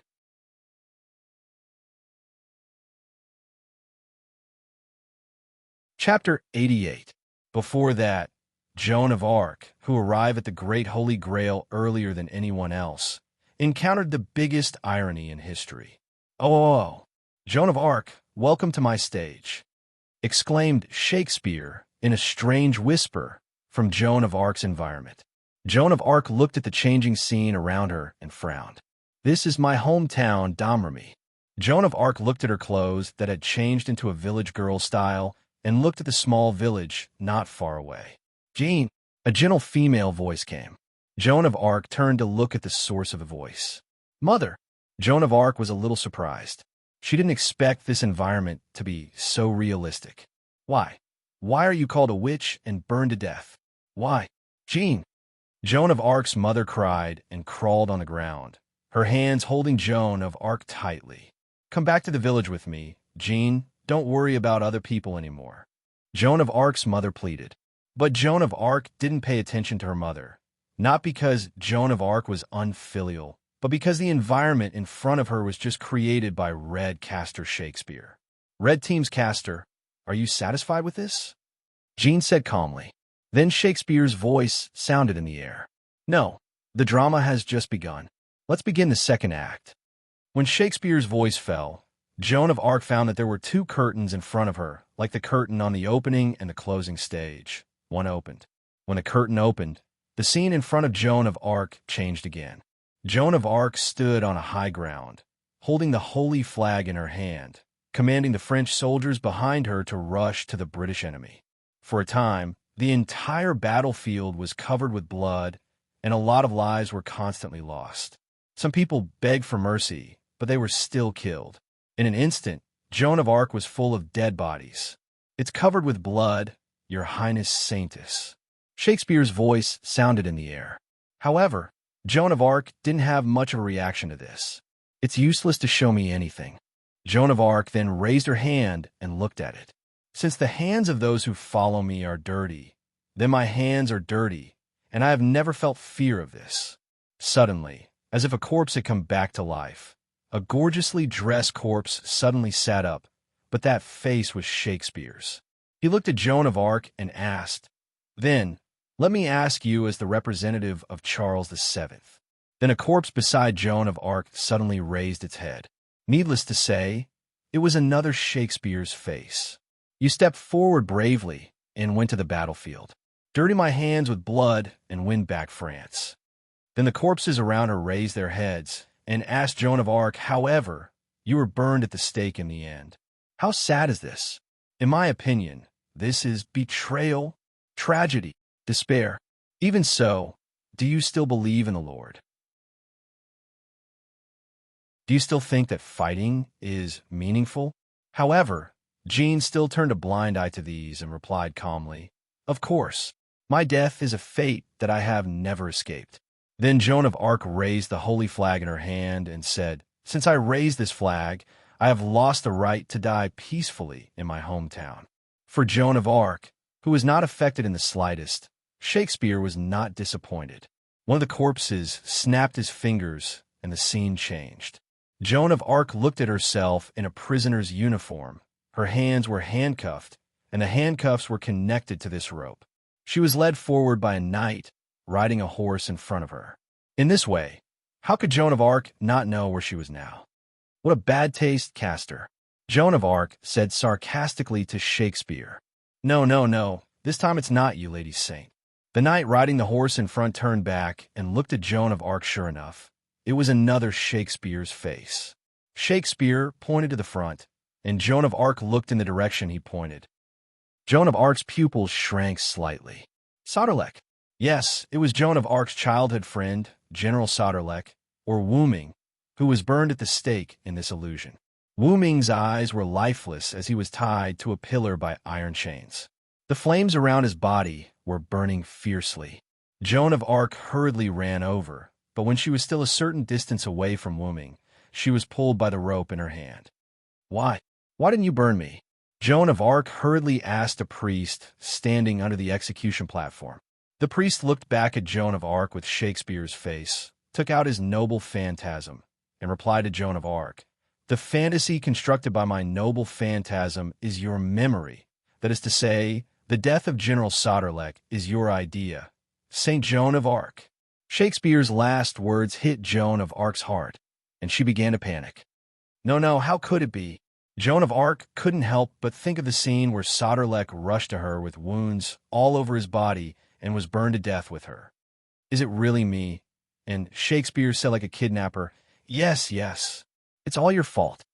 At this moment, an incomparably terrifying magical power came this way in Shakespeare's perception, because this magical power was so terrifying that even Joan of Arc, who was in the illusion, noticed it. The illusion where Joan of Arc was shattered like a mirror, and it instantly shattered. What? My noble phantasm is actually outside. Shakespeare and Joan of Arc still stood in place. However, on the other side of the hall, the originally gorgeous hall suddenly lost a piece, revealing a vast sky. This magical power is Sauterlec, Joan of Arc said. At this moment, Joan of Arc, who had escaped from the illusion created by Shakespeare's noble phantasm. The hour of the play has arrived, and here shall be thunderous applause, would no longer be deceived by Shakespeare's rhetoric. In comparison, at this moment, Shakespeare had lost his noble phantasm. Subsequently, the floating fortress, hanging Garden of Babylon, which had lost half of its power, had completely lost its ability to float. Although the central area had been slightly damaged, this little bit would not be of any help to the Sky Garden, which had lost half of its floating ability. The reason why the floating garden could float was because of the inverted magic inside. Whether it was water or plants, they would flow and grow in the opposite direction. The water would flow from top to bottom, and the plants would stay from bottom to top. At this moment, in the central area with the Great Holy Grail, a large amount of water began to fly to the sky. After leaving the magic range of the floating garden, it fell to the ground. Not only the water, but a large number of broken buildings began to fall to the ground. The remaining half of the floating garden was also on the verge of collapse, slowly falling to the ground. It was getting faster and faster until it fell to the forest below, making a sound like an earthquake. A large amount of smoke and dust rose to the sky, and it lasted for a long time.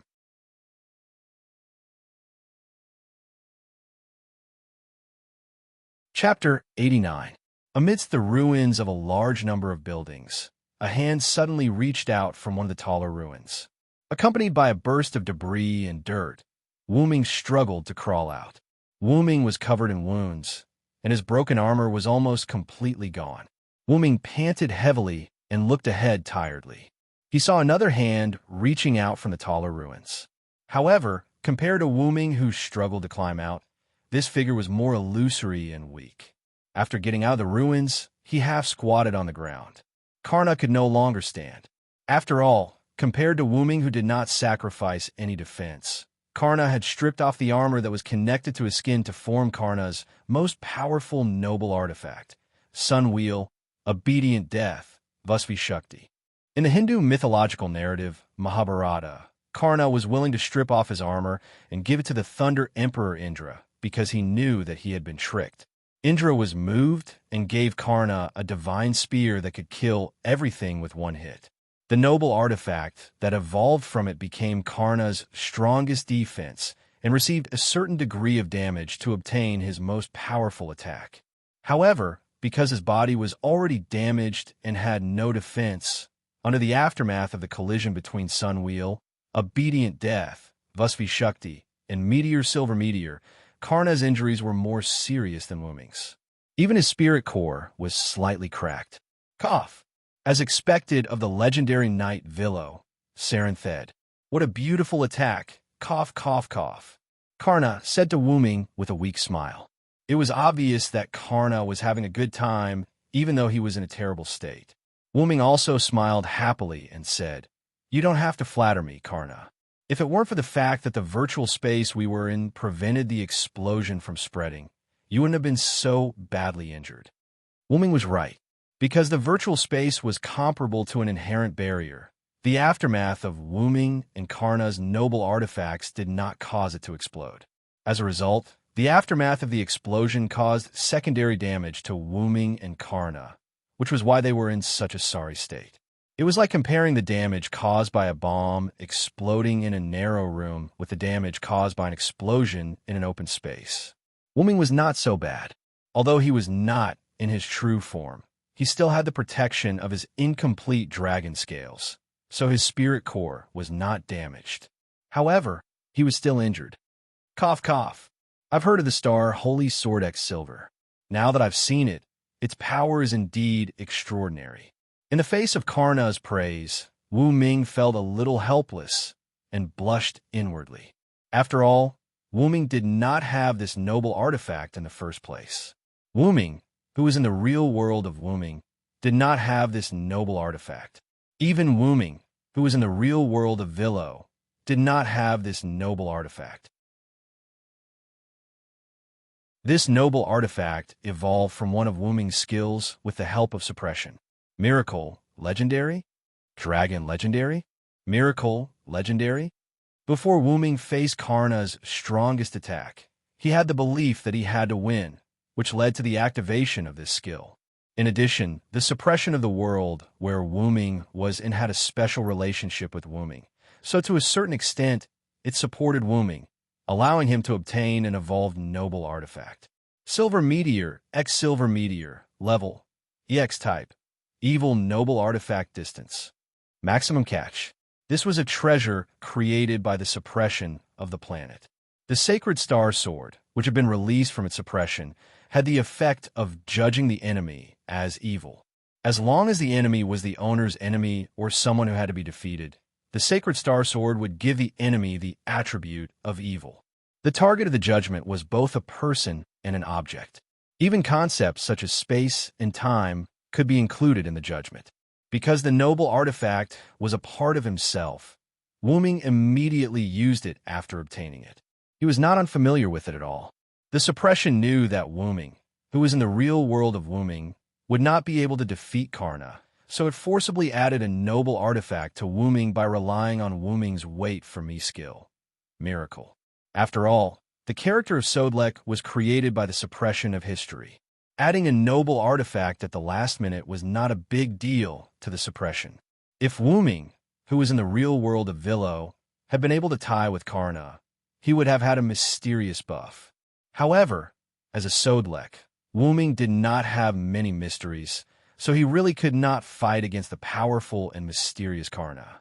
As the origin dragon, Soren was someone whom the two suppression forces had to curry favor with, so he had to be a good host in his own world. It was precisely because of this that Wuming could be considered to have defeated Karna. It was also because of this that Wuming blushed. Although the suppression had good intentions, Wuming was not someone who could not accept defeat. Wuming was not that thick-skinned to be praised by the enemy for defeating him with a power that did not belong to him. However, he could not say that. After all, X-Silver was Wuming's noble artifact, and X-Silver Meteor was an evolved noble artifact that was forcibly catalyzed by the planet suppression force and the human suppression force. Even without the suppression force's interference, Wuming's X-Silver could still evolve into X-Silver Meteor or an evolved noble artifact that was as powerful as X-Silver Meteor. This was also the reason why Wuming did not hesitate to use X-Silver Meteor. It would be sooner or later, so it did not matter if it was earlier or later. After all, Wuming was not a heroic spirit that could not grow. Wuming himself could grow, including a part of his noble artifact. Karna could also see that Wuming was a little embarrassed. Although he did not know why, he immediately changed the topic. "Can you grant me a request? Your Excellency, Siren thought." Karna no longer called Wuming Sodric. After all, the power that defeated him was from the Villo. "Please speak." Wuming looked at Karna, who was about to disappear, and nodded. Even if Karna asked, Wuming would find a way to help Karna. After all, this was not a glorious victory. The original master of the Red Team was caught by an assassin with poison. Although the Sky Garden was destroyed and fell, the room where my original master and the others were in was on the other side of the undestroyed Sky Garden. Even if the Sky Garden fell, I don't know if they are okay. Please go there and help me check the situation. If possible, please save them. Wuming was stunned, but he immediately reacted. Then, Wuming smiled. As expected of Karna, the hero of charity. "I'll go now." Wuming dragged his broken body to the direction Karna pointed out. Karna, who stayed in place, turned into light and disappeared after his spirit core was completely shattered.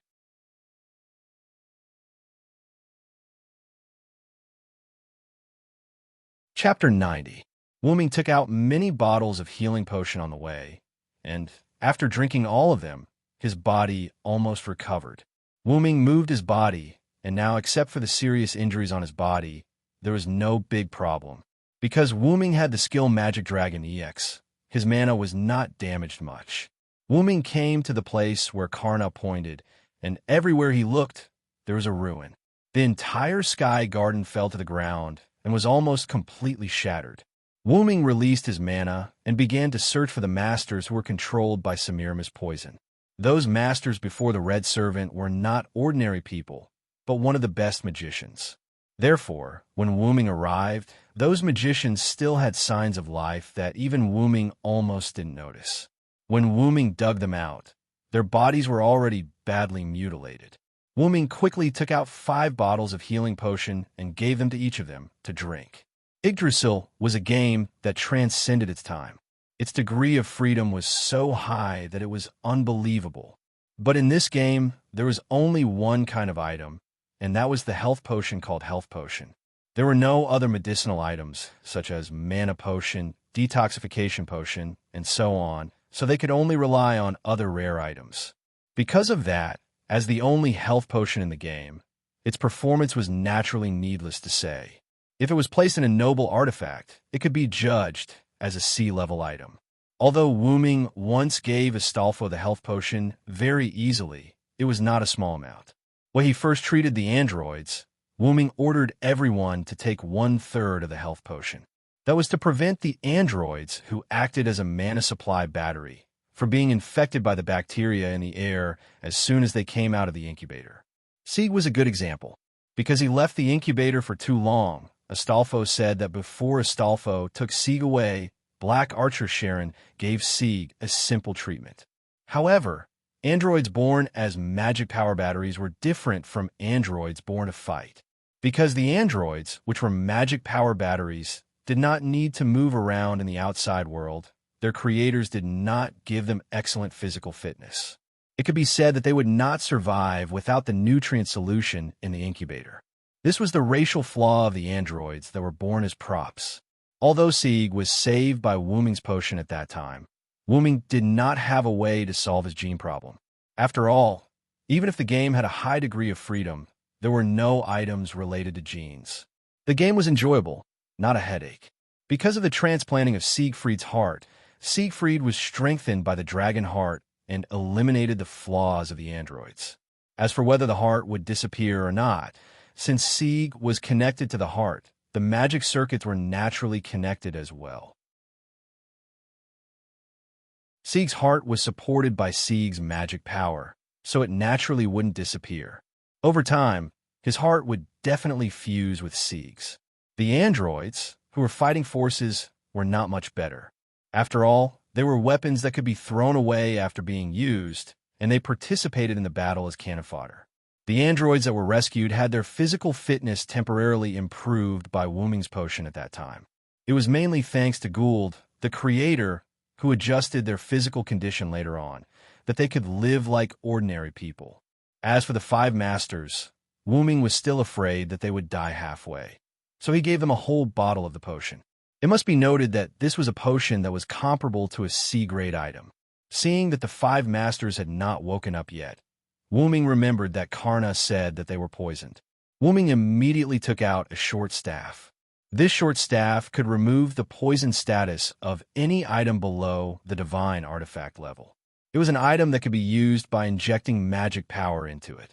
However, it had a limited number of uses. After the number of uses was used up, it would disappear.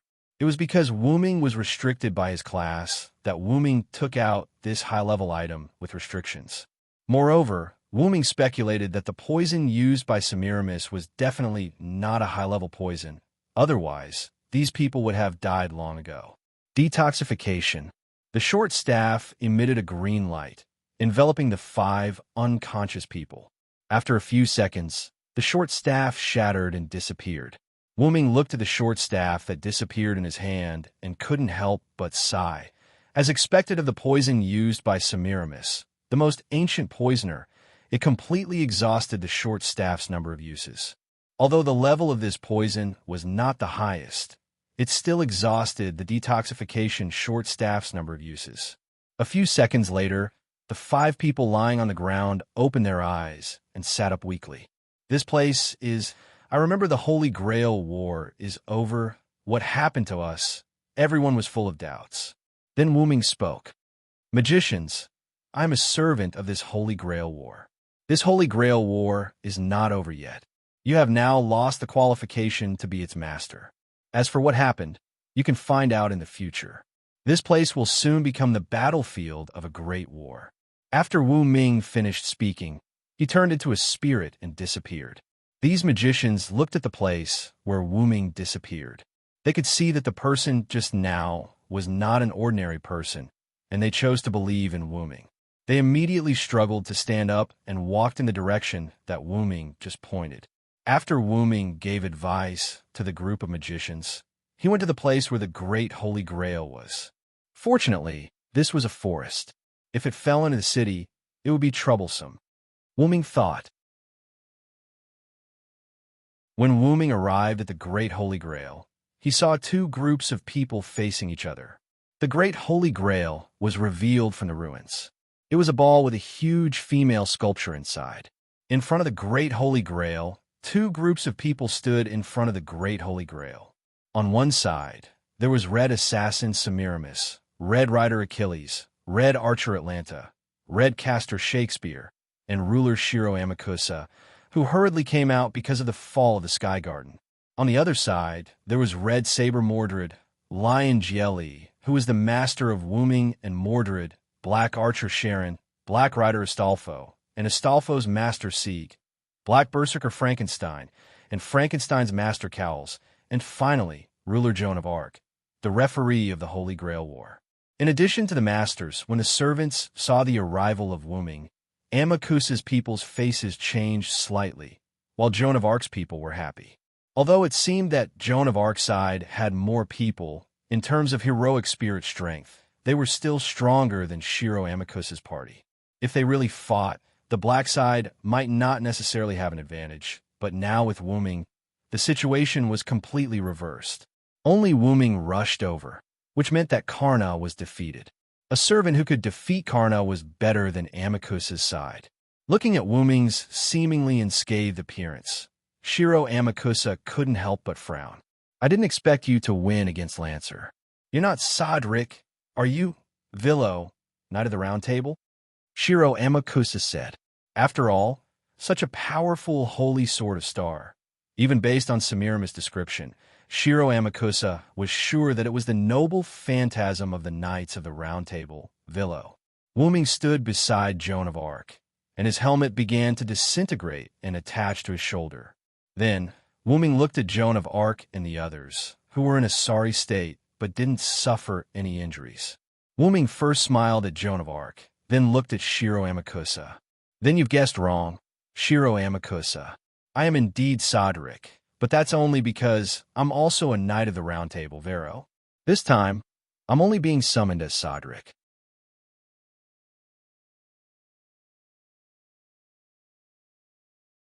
Chapter 91. Because Joan of Arc and the others had already been informed by Wu Ming, they weren't surprised. However, seeing that the people from Amakusa weren't surprised either, it seemed that they had already been informed by Shiro Amakusa. Achilles and Atlanta revealed an expression that said, "So that's really the case." Shakespeare, on the other hand, had a happy expression. Semiramis gritted her teeth. After all, her noble artifact had been destroyed by Wu Ming. Shiro Amakusa smiled faintly. I really didn't expect that you, whom I met once, would become a major force to obstruct me. In response, Wu Ming shook his head regretfully and said, even without me, others would obstruct you. Then, do you want to come on my side? Knight of the Round Table, Silver Dragon Britain Villo? Shiro Amakusa smiled. Everyone was shocked. After all, most people know almost everyone didn't want to rope in the enemy during the final battle. Wu Ming also smiled and said, do you want me to agree with the materialization of the soul, Shiro Amakusa? Shiro Amakusa continued to smile. That's right. Don't you think that the materialization of the soul is the only way to save humanity? You don't want humanity to repeat the same mistakes you've made in Britain, Villo Silenceword. Then, the scene fell into silence. After a moment, Wu Ming spoke. Yes, humans will indeed repeat the same mistakes. Shiro Amakusa smiled. The others also looked at Shiro Amakusa and Wu Ming in disbelief. If it was me in the past, I might have agreed with you. But Wu Ming thought of his experience in Babylon and thought of Gilgamesh, who wanted to free humanity from the shackles of the gods. Now, I definitely won't agree with you, Shiro Amakusa. Wu Ming raised Meteor Silver, which had already returned to its original state, and pointed the tip of the sword at Shiro Amakusa. The helmet automatically put on. Is that so? Shiro Amakusa closed his eyes and said regretfully. When he opened his eyes, Shiro Amakusa didn't have the slightest bit of hatred, only calmness. At this moment, this was the saint who had given up on hatred and walked out of the great holy grail, Shiro Amakusa Shurjun. Then I will kill everyone who stands in my way. With these words, a war was about to break out. Atlanta took the initiative to release her noble artifact. Present this calamity, Foibo's catchy. Large amounts of lightning shot towards Wu Ming's group, but what collided with them was a large amount of green lightning. Blasted tree. Frankenstein used his incomplete noble phantasm to clash with it. Although Frankenstein didn't speak much, it didn't mean that she couldn't speak. In her words, it was just that it took a lot of effort to speak. Astolfo rode his eagle and rushed towards Atlanta, but he was stopped by Achilles in midair. Get down. Achilles leaped up and chopped down the eagle and Astolfo with his spear. Whoosh, whoosh, whoosh. When Achilles landed on the ground, a few arrows shot into his shoulder and thigh. Charon stood in the distance with his bow raised, ready to knock an arrow again. Suddenly, he felt a huge threat and quickly dodged. A few chains made of poison pierced where Karen was standing just now. TSK, he dodged it. Am I so weak now that I've lost my noble artifact? Semiramis said unhappily. As soon as Semiramis finished speaking, Karen felt a slight discomfort in his body. He quickly activated the crystal that Wuming gave him, and the feeling was gone. That was Hydra's poison, Karen said with lingering fear. Everyone, be careful. The surroundings are filled with poison, Karen shouted. The others nodded and activated the detoxification crystal that Wuming gave them, including the two masters, Sieg and Collins. Jean, go and take care of Red Assassin. I'll deal with Shiro Amakusa, Wuming said to Jean. Okay. Jean simply nodded, then raised the holy flag and rushed towards Semiramis. Suddenly, Wuming threw a ring to Jean. This was the ring that Wuming wore on his hand, the Ouroboros ring. Although Wuming didn't know how to use this world-class item, it had a special function. Wear it and you can resist Red Caster's spiritual attack. Joan of Arc nodded heavily and rushed towards Semiramis. Mordred, do as you say. After hearing Wuming's words, Mordred grinned and bumped her fists, then said, Then I must teach that poisonous woman a lesson. Wuming, on the other hand, was facing Shiro Amakusa, Shurjun. As the leader of the believers, Shiro Amakusa was already very good for him to have such martial arts skills. But if the enemy was Wuming, Shiro Amakusa had no ability to resist. Bang! Shiro Amakusa's body rolled and stopped in front of the Great Holy Grail. Plot! Shiro Amakusa spat out a mouthful of blood and struggled to stand up. Then Shiro Amakusa once again rushed toward Wuming and roared, Vilo Sarinth! Bang! Another blow, and Shiro Amakusa once again collapsed on the ground. Wuming looked at Shiro Amakusa, who was struggling to get up, and sighed. Shiro Amakusa, you still don't want to give up? Wuming looked at the battle between the other servants. Sharon, Astolfo, Frankenstein, Achilles, and Atlanta were fighting, especially Sharon and Achilles. Because it was not a one-on-one battle, neither of them fought as a warrior, but as an archer and a rider. Astolfo and Frankenstein constantly harassed Achilles, coupled with Karen's godlike archery skills. Although Achilles used his noble phantasm, Sharon had already used his once-a-day noble phantasm, Scorpio Strike, to break Achilles' immortality, which was the noble phantasm Andreas Amarantos. Damn it! Achilles, who was on the chariot, cursed, and then just when he wanted to take out his trump card Noble Phantasm, Achilles Cosmos, several powerful arrows flew at Achilles. Because Atlanta was entangled by Frankenstein, and Astolfo was constantly harassing them in the sky, Achilles could not take out his trump card. Do you think I'll let you take out that shield, Achilles? Sharon said to Achilles, and once again drew his bow. Sharon. Achilles was angry again, and he drove the chariot towards Sharon, but this time Astolfo seized the opportunity. Trap of Argalia. Astolfo rode the eagle and pierced the chariot's wheels with his spear, and the wheels were forcibly spiritualized. Achilles quickly jumped out of the chariot, and Atlanta just happened to avoid Frankenstein's attack and jumped to Achilles' side. At this moment, Astolfo, Frankenstein, and Sharon surrounded Achilles and Atlanta in a tripartite formation. On the other side, Joan of Arc and Mordred were fighting against Semiramis and Shakespeare. It seemed to be a 2v2, but it was actually a 2v1. After all, Shakespeare had no combat power at all. What the hell are you doing? Caster, where is your noble phantasm? Hurry up and use it. Semiramis was repelled by Joan of Arc and roared at Shakespeare. My noble phantasm doesn't work on Joan of Arc. Empress, you have to do your best. Shakespeare bowed to Shakespeare and said very elegantly. Joan of Arc looked at the Ouroboros on her hand, clenched it, and rushed towards Semiramis again. The special ability of the Ouroboros ring was the protection of the world.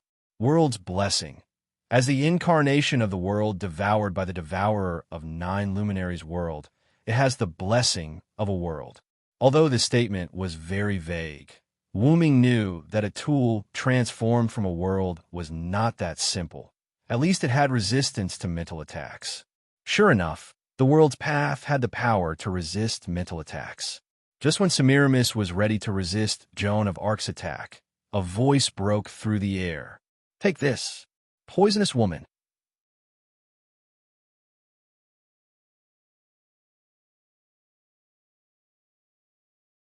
Chapter 92. Semiramis' pupils instantly froze as she raised her head to look at Mordred, who was falling from the sky. Poochie! Ah! Mordred's brilliant imperial sword cut through Semiramis' chest, and blood spilled all over the ground. Checkmate. Poisonous woman. Mordred turned around to look at Semiramis, who had fallen to the ground, and said proudly. Joan of Arc also walked in front of Shakespeare and said to him, Redcaster, do you still want to resist? Shakespeare hurriedly waved his hand. No, I really don't have the ability to fight. I surrender. Saying that, Shakespeare raised his hand. You bastard, do you have to be so spineless? You actually surrendered. Mordred said viciously. No, this is a wise choice. Shakespeare's face was full of joy. Turning around, Wuming looked at Shiro Amakusa. You see, you have already lost, Shiro Amakusa.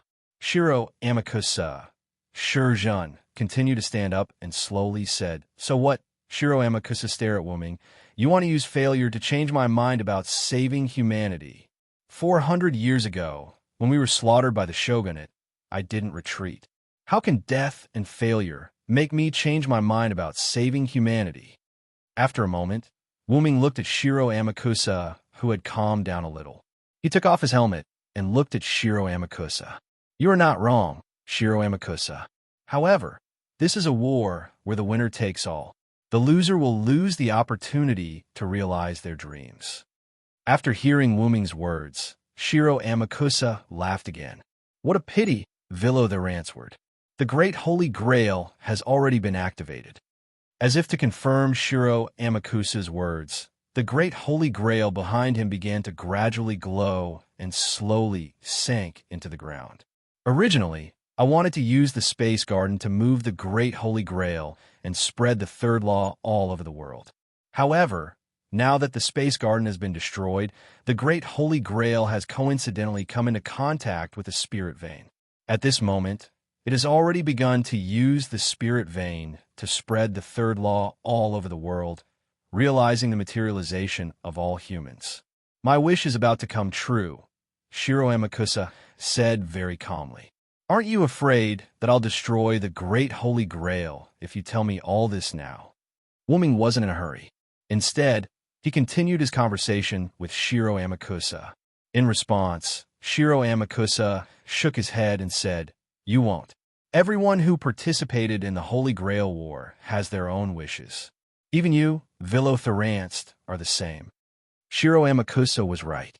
Every servant who participated in the Holy Grail War had their own wishes. No one would destroy the Great Holy Grail before it was completely beyond saving. Wuming believed that even Artoria would not take the initiative to destroy the Holy Grail. Unfortunately, Wuming didn't have any wishes that needed to be fulfilled. Moreover, he didn't believe that a mere large-scale magic storage system would be able to fulfill all his wishes. The suppression force once told him that the Holy Grail War was a ritual created by the three families of Macri, Einsberg, and Enosaka to reach the origin. The original purpose was to reach the origin. The Great Holy Grail could temporarily open the door to the origin vortex. Through this door, the magician could directly reach the origin. Therefore, the matter of fulfilling all wishes was purely a rumor. Of course, some small wishes could still be fulfilled.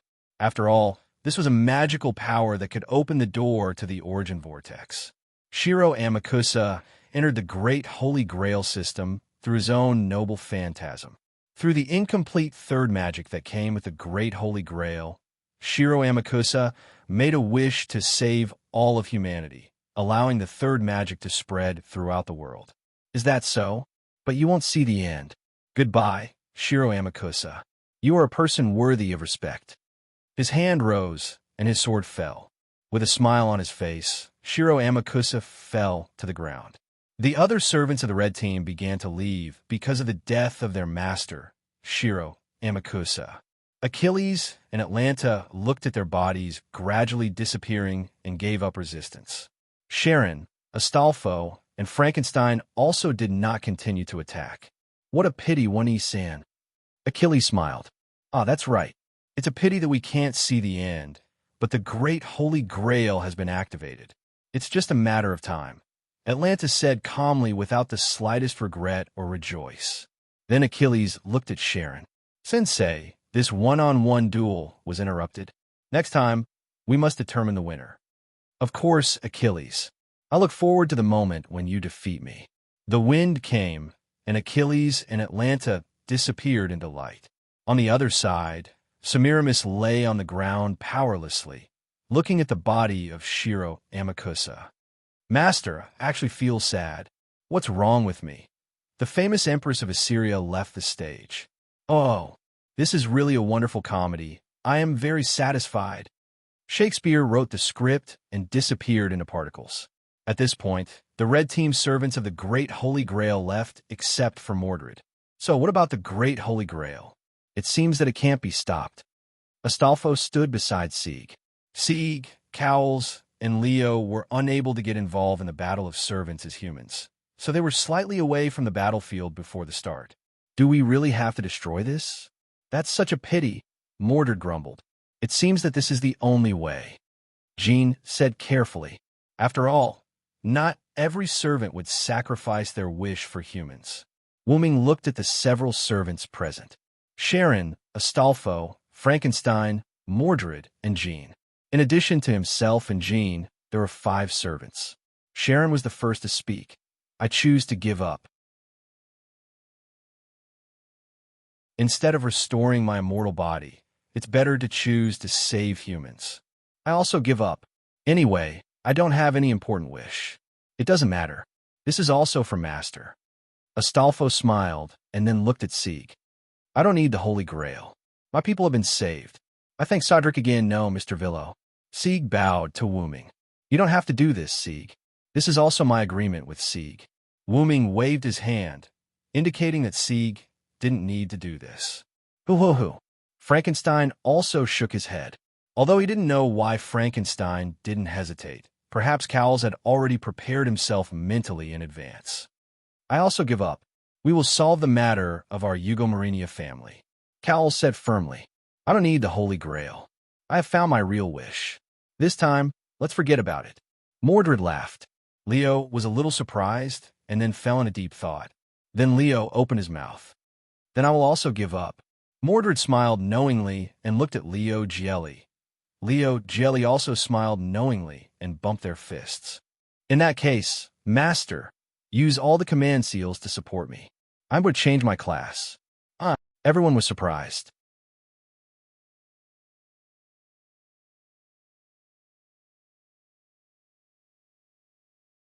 Chapter 93. Wait, what did you say? Change classes? Leo Gielli asked in surprise. Really? Is this something that a servant can do? Collins asked Wuming. The others also looked at Wuming in shock. In this regard, Wuming smiled. Of course, my own strength is still limited, but if I rely on this, then... Wuming said, then pointed to the Great Holy Grail behind him. You mean, rely on the Great Holy Grail to make a wish?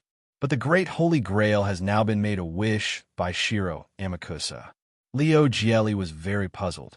Although the Great Holy Grail has been made a wish by Shiro Amakusa, don't forget that this Great Holy Grail was directly taken away by Danica in the middle of the Third Holy Grail War 60 years ago. In other words, the Great Holy Grail has stored 120 years of magic. Even if Shiro Amakusa has made a wish, there's still some magic left in the Great Holy Grail. With the command seal provided by Master, it is enough for me to change classes. Wuming explained. Then what class do you want to change? Karen asked the question that everyone wanted to ask. Wuming smiled mysteriously and said, of course it's the caster class. But even if you're a Villo of the Knights of the Round Table, I remember that Villo only knows some small magic. That should not be enough to deal with the current situation, right? Leo Gielli asked. You can rest assured that my body is the original dragon. How can I only have one identity? Everyone then remembered that Wu Ming had previously said that he had many experiences in other worlds. Since Wu Ming could go to other worlds, there was no guarantee that Wu Ming had other identities in this world. Afterward, Lion Jie sighed. I understand. Then I will use the command change class as the command and use the command seal. After a while, the ruins around the Great Holy Grail were cleared by the party. Then, Wu Ming took out all kinds of ores, gems, and other tools that could be used to construct magic circles in Dragonist. He melted them with his mana and began to draw a summoning circle in front of the Great Holy Grail. After all, changing classes was something inconceivable for a servant, so he had to be cautious. That was why Wu Ming used the summoning circle. After Wu Ming finished his preparations, he stood in the center of the magic array. Let's begin, Master, Wu Ming said to Jieli. Yes. Everyone stood not far away from the lion's realm of calamity, watching this unbelievable scene with rapt attention. Jieli the lion raised his hand that held Wu Ming's command seal. At the cost of all command incantations, my servant Sadrik, change your class. After Lion Jie finished speaking, the command incantation in his hand emitted a red light and disappeared. Wu Ming felt the power of the command incantation and began to make a wish. Great Holy Grail, fulfill my wish and let me change my class. In an instant, the Great Holy Grail began to shine. The magic lines around the magic array where Wu Ming stood also began to shine. The light became brighter and brighter. Everyone began to be unable to bear it and raised their hands to cover their eyes. After about 10 seconds, the light began to weaken. Everyone once again looked at the place where Wu Ming stood. Wu Ming was wearing a white robe. His originally black hair had turned golden. He held an ancient book of unknown origins in his hand. He looked holy, and his surroundings were filled with a holy aura. What happened? Is the contract broken? Everyone heard Jieli the lion's words and then looked at him. The command incantation that Lion Jie used on Jie's hand disappeared without a trace. According to the records of the Holy Grail War, a command incantation would leave a trace after it was used. Even if the contract was broken or the Holy Grail War ended, the command incantation would not disappear. Only the traces of the command incantation would disappear. But now, the Holy Grail War was not over yet, and the traces of the command incantation disappeared. Moreover, Jieli also clearly stated that the contract was broken. Don't worry. A particularly gentle voice came. Collins and Jieli were a little absent-minded, but then the two of them quickly woke up.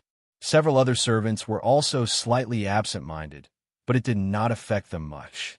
And because Sieg had Siegfried's heart, his resistance was comparable to that of a servant. Only Jean d'Arc could resist the strange holiness emitted by Wu Ming. What's going on, Sadrik? Or are you no longer Sadrik? Jean asked Wu Ming, somewhat at a loss.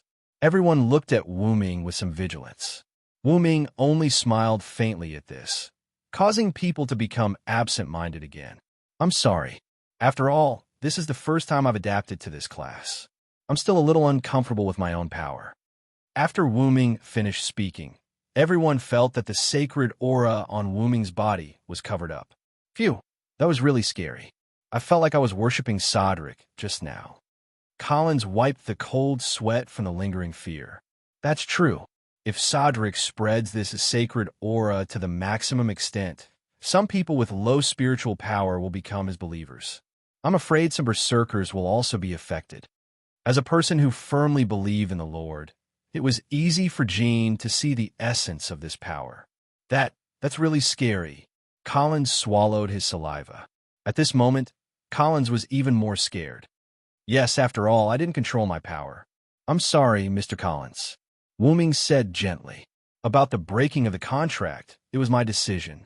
After all, what I'm going to do later is a bit unbearable for Mr. Jieli. Therefore, I linked the contract to the Holy Grail. What? Doesn't that mean that you have infinite magic power now? Astolfo cried out in surprise. Wu Ming smiled and replied, That's not the case. Although I'm linked to the Holy Grail, I can't use the Holy Grail's magical power. Now I just have an unconscious master who can provide more magical power. In short, just like me, the Holy Grail provides magical power directly, but magical power can't be abused at will. Jean explained. Oh, I see. Astolfo's left hand turned into a fist, and his right hand turned into a palm. By the way, everyone, I'm no longer Sodric. I know you're not Sodric, but I can't figure out what your identity is. I can't even see your real name with my master's ability. Jelly said while touching his chin. Everyone looked at Jean d'Arc, and Jean d'Arc nodded and began to use true name detection on Wu Ming. This is...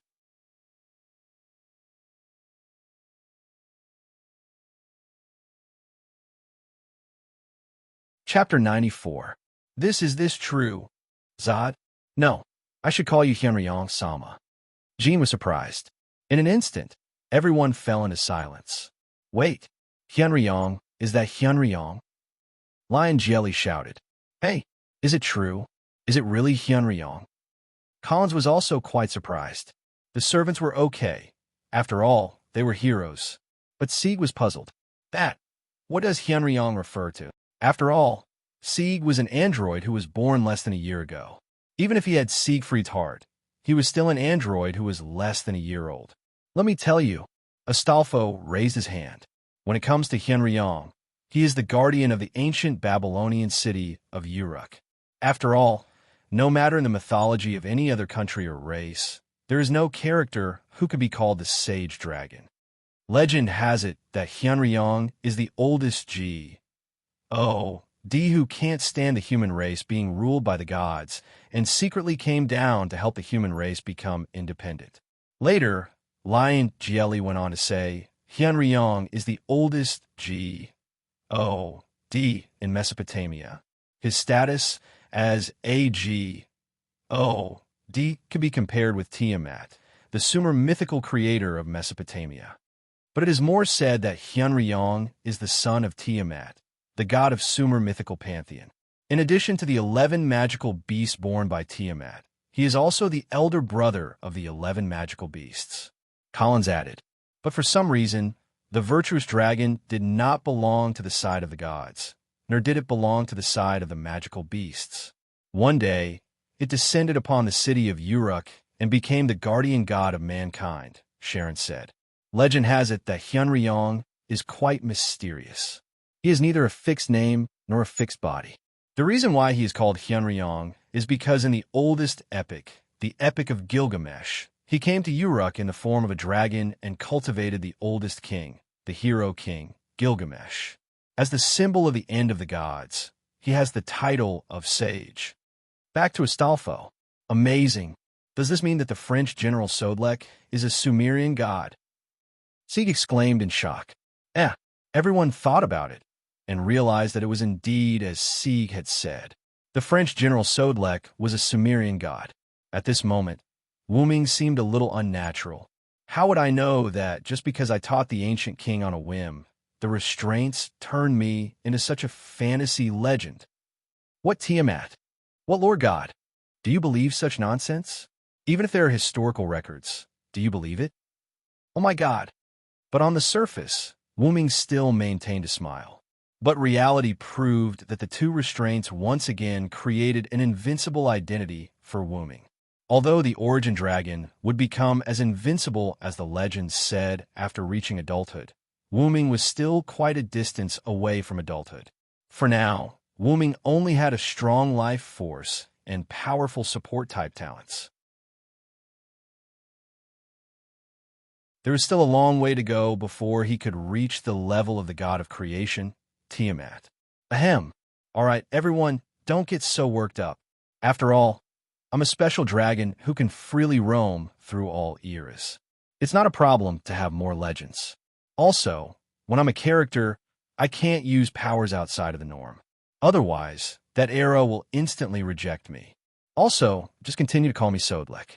After all, as Hyunryong, I don't have a real name. Everyone understood. After all, in the historical records, there was indeed no mention of Hyunryong. There was only the name Hyunryong. After everyone calmed down, only Jean seemed to be unable to let go of something. She seemed to be thinking about something. But because time was tight, Jean didn't intend to ask anything here. Of course, Wu Ming also realized it. As someone who grew up and died with Joan of Arc, how could he not know what his childhood sweetheart was thinking? But just as Joan of Arc thought, there wasn't much time left. Wu Ming flipped through the uninscribed incantation book in his hand, and large amounts of unknown magic appeared on the Great Holy Grail. Now, almost half of the Great Holy Grail had sunk into the ground. "So, I'm going to take the exam," Wu Ming said. Everyone was a little surprised. They thought that Wu Ming had already started. In fact, they weren't wrong. Wu Ming had indeed started, but after becoming caster, he became interested in the Great Holy Grail. Of course, it wasn't a wish, but an interest in the third method. Therefore, Wu Ming decided, "Ancient and eternal primordial dragon, show yourself and save the world once more." As soon as his voice fell, a large amount of magic began to gather from the Great Holy Grail into Wu Ming's body. Then, Wu Ming's noble artifact began to appear. Heaven Age. At this moment, everyone, including the entire Romania and even the powerful magicians all over the world, felt an extraordinary pressure. A huge silver-white dragon appeared out of thin air. It was mysterious and sacred, giving people a sense of worship. Lion Jiet, Jieli, and Cowles had already knelt down and were mumbling to themselves. Sieg struggled, his legs bent. Because of Sieg's heart, he was not like Leo, Jieli, and Collins. Astolfo supported Sieg on the side, although he was also uncomfortable. Even with the enhancement of the noble relic, the white dragon was still able to affect Astolfo. The other servants were the same. Those who had magic affinity were fine. Those who didn't have magic affinity were almost the same as Sieg. Tulifas and all the residents of Romania were like pilgrims, kneeling in the direction of the Great White Dragon. The Great White Dragon landed and looked at Wu Ming and the others. Then, without saying anything, he directly grabbed the Great Holy Grail that had sunk into the ground with his hand. Like an uprooted tree, dust flew everywhere. Then, the Great White Dragon grabbed the spherical Great Holy Grail with one claw and flew into the sky. Maybe because it was the first time he used this noble artifact, Wu Ming triggered the punishment of this era. Just as the dragon's body gradually became transparent, as if it was about to disappear, a lightning bolt appeared out of thin air and struck the dragon. However, the Great White Dragon did not howl, but disappeared. At this time, the Great White Dragon that affected Romania and even the whole world left. The humans who were affected by the Great White Dragon's sacred breath were gradually recovering at this moment. When Leo, Jieli, and Collins came back to their senses, they saw a group of extremely weak servants, including Wu Ming. Just now, that was... Collins stuttered. Wu Ming gasped and replied, "That was my original body, the original dragon at the root." Yes, one of Wu Ming's noble artifacts as a caster was to summon his original body. After all, Wu Ming was now using a body purely composed of magic. Wu Ming summoned his original body that was sleeping in the root. At the moment when the Great White Dragon appeared, the Great White Dragon and Wu Ming had the same thought. Just like Wu Ming was controlling the Great White Dragon, or the Great White Dragon was controlling Wu Ming, the two were the same person. The original body that was summoned by Wu Ming's noble artifact as a caster did not have the ability to travel through the world on its own, and it also became rejected by the world. Although it was hard to believe, it was the truth. But because the modern era was the era of the disappearance of high-level mysterious creatures, such as the Great White Dragon, the era would not allow such creatures to appear in the world. Therefore, when the Great White Dragon left, the punishment of the era came. The Great White Dragon seemed to be unaffected, but in fact, it was all fed back to Wu Ming. At this moment, the magic in Wu Ming's body was almost exhausted. That's right, the EX-level magic was almost exhausted now. Because Wu Ming used magic to offset the damage of the punishment on himself, it had not completely offset the punishment brought by the era. "It's terrible," Leo, Jieli said. Yes, that involuntary kneeling from the heart was terrible.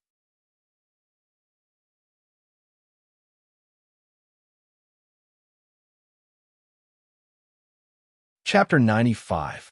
Indeed, after all, it's my first time using this noble phantasm. I subconsciously activated the sacred aura emitted by my body. I'm really sorry, everyone, Wu Ming said with a face full of guilt. Wu Ming's noble phantasm would open a channel in his body. This channel was big enough to accommodate his body and small enough to accommodate even a scale. In other words, Wu Ming could achieve the emergence of part of his body by not fully releasing this noble phantasm. Imagine that when the opponent released a big move, he could suddenly summon the invincible dragon scale in front of him, blocking the enemy's attack. He could also summon the sharp dragon claw in his hand and use it as a weapon. As for his other noble phantasms, except for the inscription book, the other noble phantasms were obtained through sublimation. Wu Ming couldn't help but think of the two major restraints. There was no doubt that many noble phantasms of his caster class were their masterpieces, including his caster class template. I didn't expect that, Villo. You're so strong. If you weren't forced to leave, Father might not have to work so hard. Even if Mordred was weak because of the white dragon, she was still full of energy when she spoke. However, this unintentional sentence made Wu Ming silent. Perhaps she realized that she had said something wrong, so Mordred quickly changed the topic. By the way, where did your body go with the Great Holy Grail? Wu Ming breathed a sigh of relief, then said with a smile, Of course, it's the origin. Everyone had an expression of sure enough. My body has been sleeping in the origin. I just woke it up for a moment and summoned it to the present world, and I have to prepare to bear the punishment given by the era. This time I almost died, Wu Ming said, and coughed a few times. Jean walked behind Wu Ming and shook Wu Ming's back. Are you okay? Jean looked at Wu Ming tenderly. No matter who Wu Ming was, he had always been Jean's childhood sweetheart, the one who was willing to be burned to death. It's nothing serious. Don't worry. Wu Ming held Joan of Arc's hand and said tenderly, I have a question. Since the Great Holy Grail is no longer in this world, why haven't we disappeared yet? Astolfo raised his hand and asked the others. That's right. The Holy Grail has already disappeared, but our contract still exists, and it shows no signs of disappearing. Sharon analyzed. What's going on? Everyone was puzzled. Let me explain. Wu Ming stood up and looked at the servants and masters. Because when I was moving the Great Holy Grail, I deliberately delayed your contract for a period of time. This way, you can stay in the modern world and experience life. If you don't use a relic, you can survive for about 3 months. What? I thought it would always be there. Astolfo was a little dejected. It's okay, Ryder. Even if it's only for 3 months, I'll still accompany you. Let's travel around the world together. I want to see this world and connect with the humans of this world, Sieg said from the side. Yes.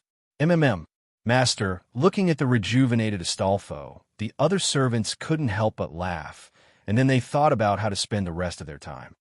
That's it for the time being. As long as you don't do anything that violates the rules of the servants and be ordinary people, I believe our Saintess won't say anything. Right, Saintess, Wu Ming said softly to Joan of Arc. Cough. Since everyone helped me solve this crisis, I, as the ruler, allow everyone to move freely until we return to the Valhalla, but you can't use your power to avoid unnecessary trouble. Joan of Arc looked deeply at Wu Ming, and then said, Especially you, Soderlek. You will be personally supervised by me. That's it. In this regard, Wu Ming smiled awkwardly, followed by the others. If you don't mind, the Yugomarinia family can provide you with food, clothing, housing, and transportation for the time being. Colin said the biggest problem at present. Then we won't be polite, and with us, we should be able to fight for a big advantage when dealing with the Clock Tower and the Magic Association. Wu Ming said with a smile. Looking at Wu Ming's smiling face, Colin smiled awkwardly. He did have such an idea, but he wanted to express his gratitude for this time. After all, in the case of Danik's death, Wu Ming had the power to destroy the Yugomarinia family, but Wu Ming didn't do so. Although this was the intention of using the Yugomarinia family, when Colin's sister File was facing Jack the Ripper, Wu Ming appeared to save File. Based on this alone, Collins, who was already the acting patriarch, was grateful. Wu Ming also knew that Collins was grateful, and dealing with the clock tower was just a matter of convenience.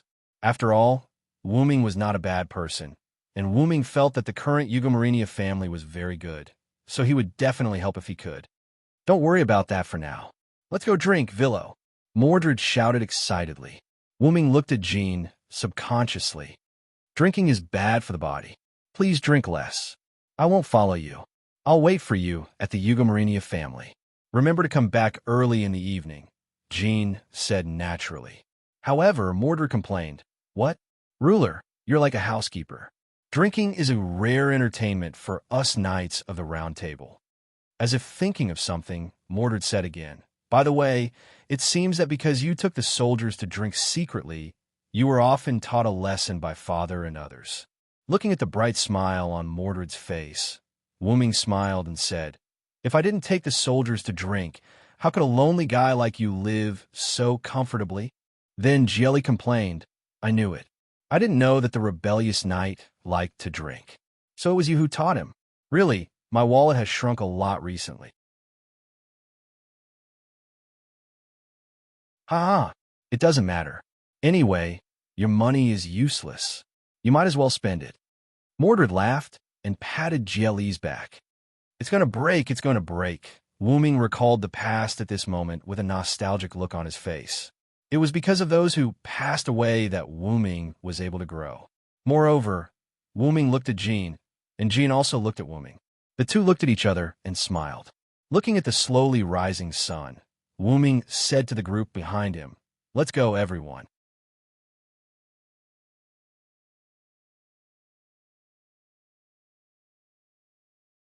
Chapter 96. Because of the mysterious arrival, nearly 3 months had passed since the world was in turmoil. From that day on, Wu Ming accompanied Collins to the Time Tower. Because Wu Ming didn't deliberately hide his power, he deliberately released a trace of his power, causing a sensation in the Time Tower. After all, he was a top heroic spirit that could cause a higher level of mystery to descend. Not only did the 12 monarchs of the Time Tower appear together, but even the Marshal of the Demon Path, Kiridilik Shobin Ogu, invited Wu Ming to his office and had a secret conversation with only the two of them. After almost an hour of secret conversation, Kishua Zelrich Subin Ogu indicated that as long as Cowles, the head of the family, could become a student of the Clock Tower, it could offset the crime of the Yugomarinia family. Of course, Wu Ming also gave Kiridilik Shobin Ogu something special, which made the Time Tower and the Magic Association not dissatisfied with forgiving the Yugomarinia family so easily. Wu Ming's evaluation of him, a cunning old fox. At that time, Zelik said, After all, Hyunryong, Sama, gave me a good gift, so let's leave it at that for the time being. Wu Ming was speechless. He dared to say that the gift to the Magic Association was his own. In fact, no one would dare to say anything even if that was the case. Kit He Zelik, Shobin Ogu was beyond human standards. On this day, 3 months later, in a villa provided by Yugomarinia in France for Wu Ming. Wu Ming sat on a stone in the yard with his hands on his knees and meditated for a long time. First, Wu Ming's former saber rank limited the progress of meditation. Second, the body of a servant was not suitable for cultivation. After all, this was a degraded version of a heroic spirit. Its attributes were fixed, and even if it cultivated, it would not increase in the slightest. But for Wu Ming, there was a benefit. After Wu Ming summoned his main body, Wu Ming found that his main body had an indescribable feeling. Wu Ming felt that because the limiter temporarily disappeared when he summoned the main body, all the training that Wu Ming got from the servant body returned to the main body. Although there would not be an actual increase in strength, there was a familiar feeling. Even if he trained again, it would only take a short period of time for him to integrate everything that Wu Ming had experienced, trained, and obtained in the servant's body, including the relic. The existence of the relic was the most powerful thing that Wu Ming had obtained. Wu Ming's noble phantoms were different from Wu Ming's noble phantoms when he was a servant. There was no level restriction. In other words, Wu Ming's noble phantoms were a special item called noble phantoms. It was much more powerful than the servant's noble phantoms. Because of this, Wuming would pick up the daily meditation that he abandoned when he was using the servant's body. Well, actually, Wu Ming's injuries hadn't healed yet. He was also recuperating. After a while, Wu Ming took a deep breath, and a turbid gas was expelled from Wu Ming's body. Wu Ming opened his eyes and frowned as he looked at the gas that was about to dissipate. Wu Ming used magic to draw a symbol in the air. In an instant, flames ignited out of thin air and burned the turbid gas. After all, it was a magical gas that had been eroded by the power of the era. It was not good to leave it in the real world. Therefore, every time Wu Ming expelled such a gas, he would use the Lune magic to burn it out. I didn't expect the power of the era to be so terrifying. I can't imagine what kind of terrifying attack I would have suffered if I didn't adapt to time and space. Wu Ming couldn't help but think of everything he had done in the time and space tunnel before. But in retrospect, if Wu Ming didn't have the power of time and space, he wouldn't have entered the time and space tunnel. Wu Ming shook his head and stood up from the stone. He looked at the house that he had lived in for nearly 3 months. I'm really reluctant to part with it. What's there to be reluctant to part with? A girl came in from a gate. She had almost the same appearance as Jeanne d'Arc, but Wu Ming found that this was not Jeanne d'Arc, it's nothing. Did school end so early today? Letitia. Yes, this girl who looked almost the same as Jeanne d'Arc was the French girl, Letitia, who was possessed by Jeanne d'Arc. After the end of the Holy Grail War, in order to facilitate the girl possessed by Jeanne d'Arc, Cowles specially gave a private villa in France of Hugo Marinia to Wu Ming and Jeanne d'Arc. It provided for the two of them to live in these 3 months. Letitia, on the other hand, would take leave from school every day and return to this villa. In this way, Jeanne d'Arc stayed in Letitia's body during the day, enjoying the fun of being a student, and returned to the villa at night to live with Wu Ming. Of course, they slept in separate rooms. After all, the two were still friends and not lovers. Wu Ming, on the other hand, had a very comfortable recovery for 3 months. He quietly lived the life of an ordinary person and recovered from the damage caused by the era. Because Letitia usually didn't come back at this time, but after this time, Wu Ming asked Letitia, who came back early after finishing his daily meditation. The Holy Virgin wanted to come back to spend these last days with you, so I came back early to give you more time to get together. Letitia smiled sweetly and explained to Wu Ming. Speaking of which, time really flies. 3 months have passed in the blink of an eye. Wu Ming sighed. Then, with a flash of light, Letitia turned to Jeanne d'Arc. Speaking of which, even I, the ruler of the Holy Grail War, find it a bit unbelievable. The Great Holy Grail has disappeared. Does this mean that the Holy Grail War is over? Jeanne d'Arc and Wu Ming walked into the villa together. Jeanne d'Arc said. Wu Ming just smiled at Jeanne d'Arc's naive words. You also know that the Great Holy Grail is nothing more than a shortcut created by human magicians to reach the source of power. Even if it's gone, it can still be recreated. Besides, there's still great holy grails in other parallel worlds. Heroic spirits are mystical life forms that can transcend time and space. Even if this world no longer has a Holy Grail War, there will still be one in other worlds. We will appear again. Wu Ming also knew that Jeanne d'Arc was just simply looking forward to it. After all, Jeanne d'Arc also understood a lot of things after becoming a heroic spirit. Wu Ming continued. To put it bluntly, as long as there are creatures like humans, things like desire will not disappear. Really, Wu Ming, you are still so rough, not gentle at all. Jeanne d'Arc complained to Wu Ming. Then, Jeanne d'Arc ran in front of Wu Ming, turned her head and looked at Wu Ming with a smile. Then, let's enjoy these last moments, Cedric. After saying that, she walked to the kitchen and began to cook. Really, what can a village girl like you cook? Although he complained like this, Wu Ming was still looking forward to it.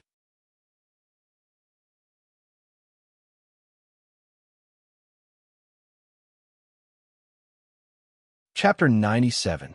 The next day, the servants that the Magic Association was afraid of disappeared collectively on this day. After all, this kind of uncontrollable power was still very feared by some of the higher-ups of the Magic Association. Early in the morning, Wuming and Jean sat at the dining table, eating breakfast made by Letitia. Because Joan of Arc once messed up breakfast, Letitia had no choice but to make it. Jean looked at Wuming, who had been smiling, and said with a red face, "Really, I wasn't familiar with the kitchen at that time. It was an accident." However, Wuming said with a happy face, "Yes, yes." Later, breakfast ended with Wuming's happy and Jean's complaints. After breakfast, Wuming didn't meditate, and Jean didn't go to school. The two walked slowly on the road, looking at the scenery that they were already familiar with. After a while, Jean said, "Hey, Sodric, will we have a chance to meet again in the future?" Wuming didn't think and said directly, "Yes." "Huh? Why are you so sure?" Jean was surprised. "That's because you haven't replied to me yet. I'll keep waiting," Wuming said half-jokingly. "Really, you're not serious again?" Jean's cheeks were red, and she quickened her pace. In fact, Wuming was also telling the truth. After all, Wuming was not dead. Although Jean was already in the Hall of Valhalla, it shouldn't be a problem for Wuming to summon a Valhalla, probably. Wuming quickly caught up with Jean and began a different kind of last time. Finally, Wuming and Jean stood on a high ground, looking at the scenery in the distance. As if it was time, Jean turned and looked at Wuming. "Then I'll go first, Wuming." "Well, see you next time, Jean." In the end, Wuming told Jean his real name.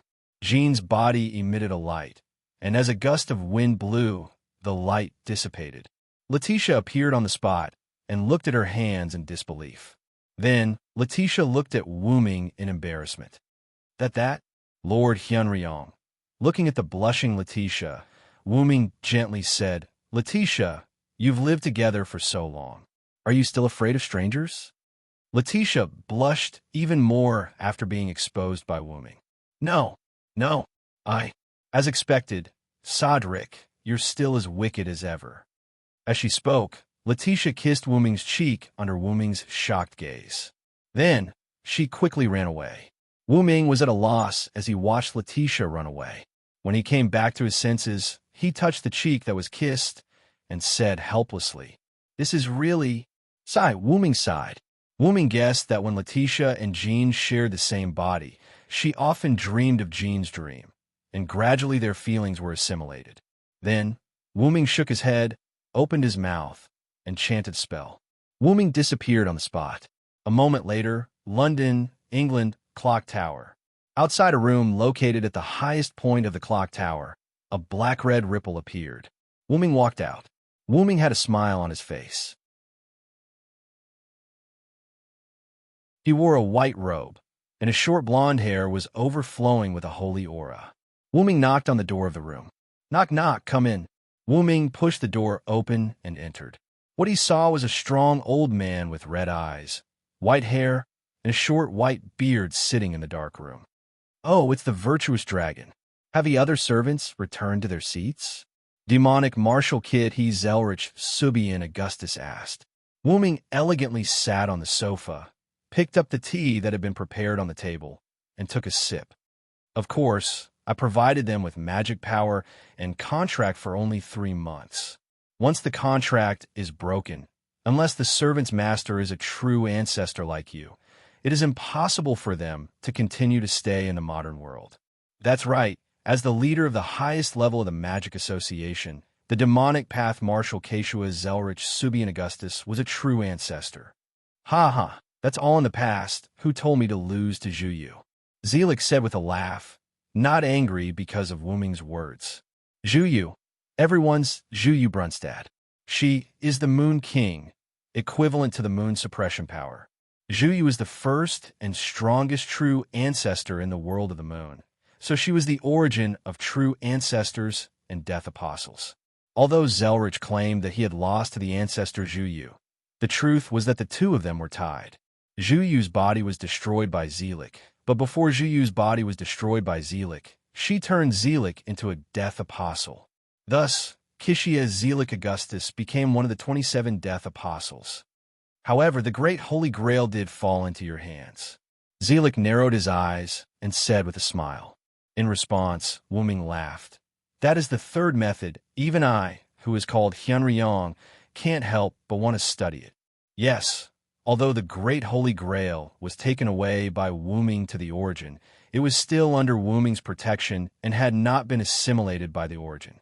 Wu Ming wanted to use the power of the Origin to analyze the third method and then master this power. Wu Ming took another sip of tea, then looked at Zelik and asked, "So, what do you want me to do?" Kishia's Zelik Augustus. During the hour of Wu Ming and Zelika's secret conversation, the two of them sparred in this narrow room.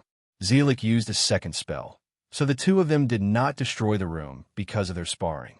Because neither of them used their full strength, Wu Ming barely won against Zelik by one move. As an old man who had lived for hundreds of years, the victory of the battle was not important. Zelik made a request in exchange for the right to bail out the Ugomarinia family. Of course, Wu Ming did not agree, but Zelik gave Wu Ming an auxiliary magic dress in exchange for a second spell, and after a moment of consideration, Wu Ming agreed. The premise was that it could not be something that was harmful to Wu Ming. Zelik said at that time, "Even if I wanted to harm you, it is impossible. After all, you are the teacher of the ancient king, the descendant of Tiamat, the most mysterious dragon." But only Wu Ming himself knew that he was not strong enough to be compared to the creator of the Sumer pantheon, Tiamat. But after all, Zelik was the product of the second method in exchange, so Wu Ming had to think about it. After all, the 5 great spells of the shaped moon world were one of the most mysterious. As the second method was of the same origin as the third method, it would be of great help in analyzing the third method. Wu Ming asked Zelik to provide a magic dress with a powerful analysis ability. Zelik was a little puzzled. Even if it was a magic dress made by the second method, it should not be of much use to someone of Wu Ming's level. However, as a willful request of a partner, Zelik said that he had to add one more rule, which was that his request must be the first factor of action. Wu Ming said that as long as it was something he could do, he would try his best to do it as soon as possible. In this way, the two of them sat politely, drinking tea and chatting happily 3 months later. I want to invite you to a parallel world.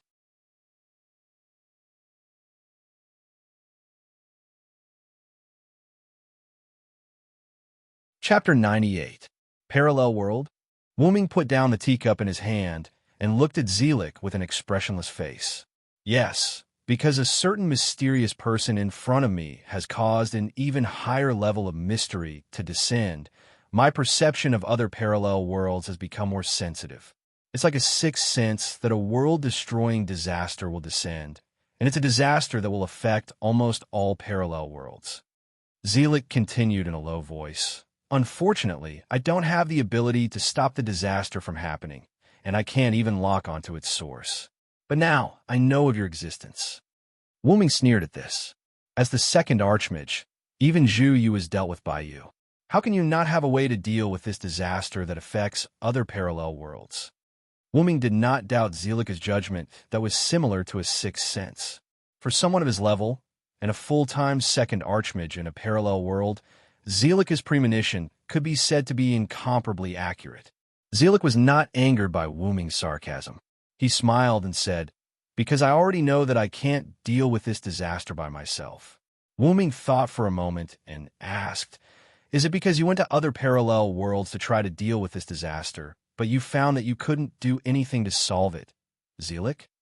Zelik nodded and said, "That's right. I solved many things that I thought were the source of the disaster, but I found that my perception of other parallel worlds was still on the verge of destruction. So, I came to find you. As an additional servant in this Holy Grail war, not only did you follow the Red Team's saber and summon her on your own, you also had many different identities throughout history. If it wasn't for the fact that I've talked to some heroic spirits before, I would even suspect that you were the one who played almost every role in history." Of course, Wu Ming also knew that Zelik was joking at the end, so he did not say anything about it. Most importantly, you seem to have said that you didn't die. Wu Ming poured himself another cup of tea, then asked, "So, you think I can solve this crisis?"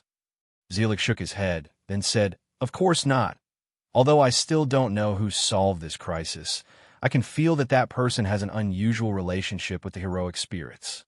Zelik stood up and walked to a storage cabinet. As for you, you're an extremely special heroic spirit. I'm sure you'll definitely have a connection with that person. Therefore, I'd like to invite you to a parallel world to find that person who can resolve the disasters. At the same time, you can resolve the disasters that often occur in parallel worlds. After all, the fewer disasters in other parallel worlds have, the later the disaster that will affect other parallel worlds. Zelik took out a box and threw it to Wuming. Wuming almost guessed what it was and immediately opened it. Then, Zelik on the side said, "This is the magic dress you asked for. I specially made it in the shape of a crown. This should be very suitable for your caster profession." Wuming looked at the golden, luxurious crown. It's called a crown, but it's more like a ring. However, Wuming doesn't care much about what this magic dress looks like, as long as it can be used. By the way, because I'm afraid that you don't like its appearance, I deliberately set it as a magic dress that can automatically adjust its appearance. It is now in an inactive state. Moreover, I also set up an artificial elf for this magic dress. Of course, it is also in an inactive state. She will wake up at the moment you activate it and recognize you as the first master. Wuming was very surprised. He didn't expect Zelik to be so concerned about this magic dress.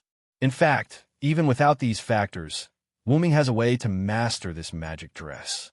It seems that you are very concerned about this matter, Zelik.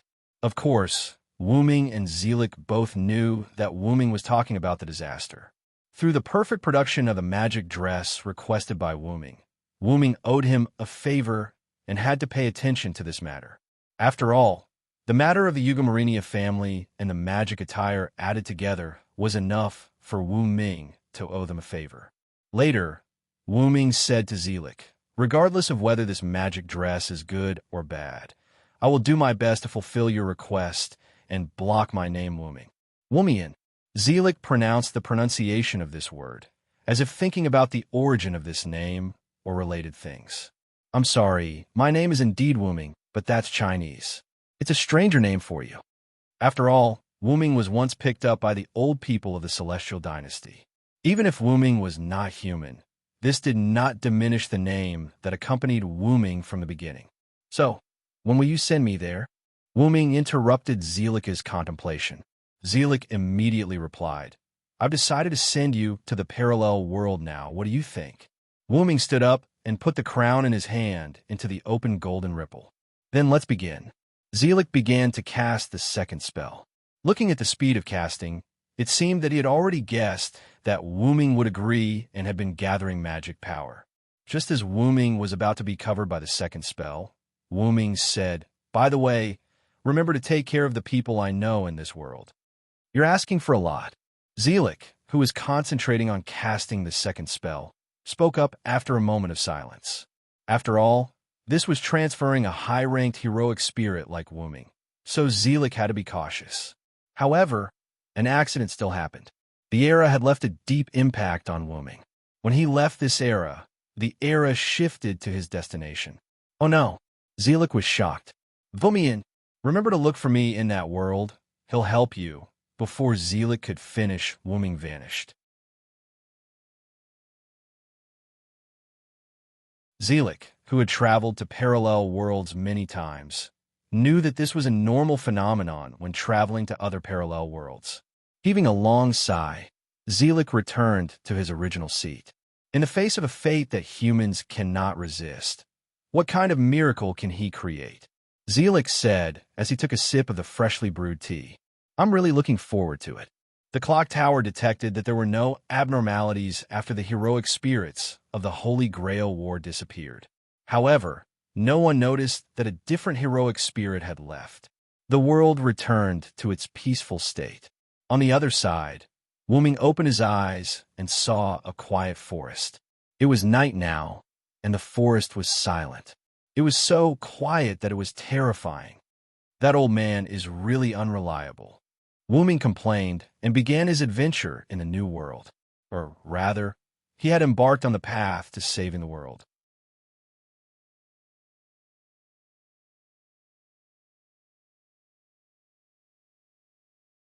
Chapter 99. Wu-ming thought and walked in a random direction. After a while, Wu-ming saw a small town through the forest. As the name implied, the town was not large. It was the kind of town that could be seen at a glance. Moreover, Wu-ming also found a lot of magical power in the center of the town. Obviously, there was a small spiritual vein.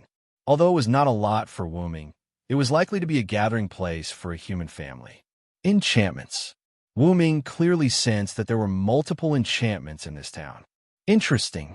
Wu-ming kept smiling and walked toward the seemingly ordinary town.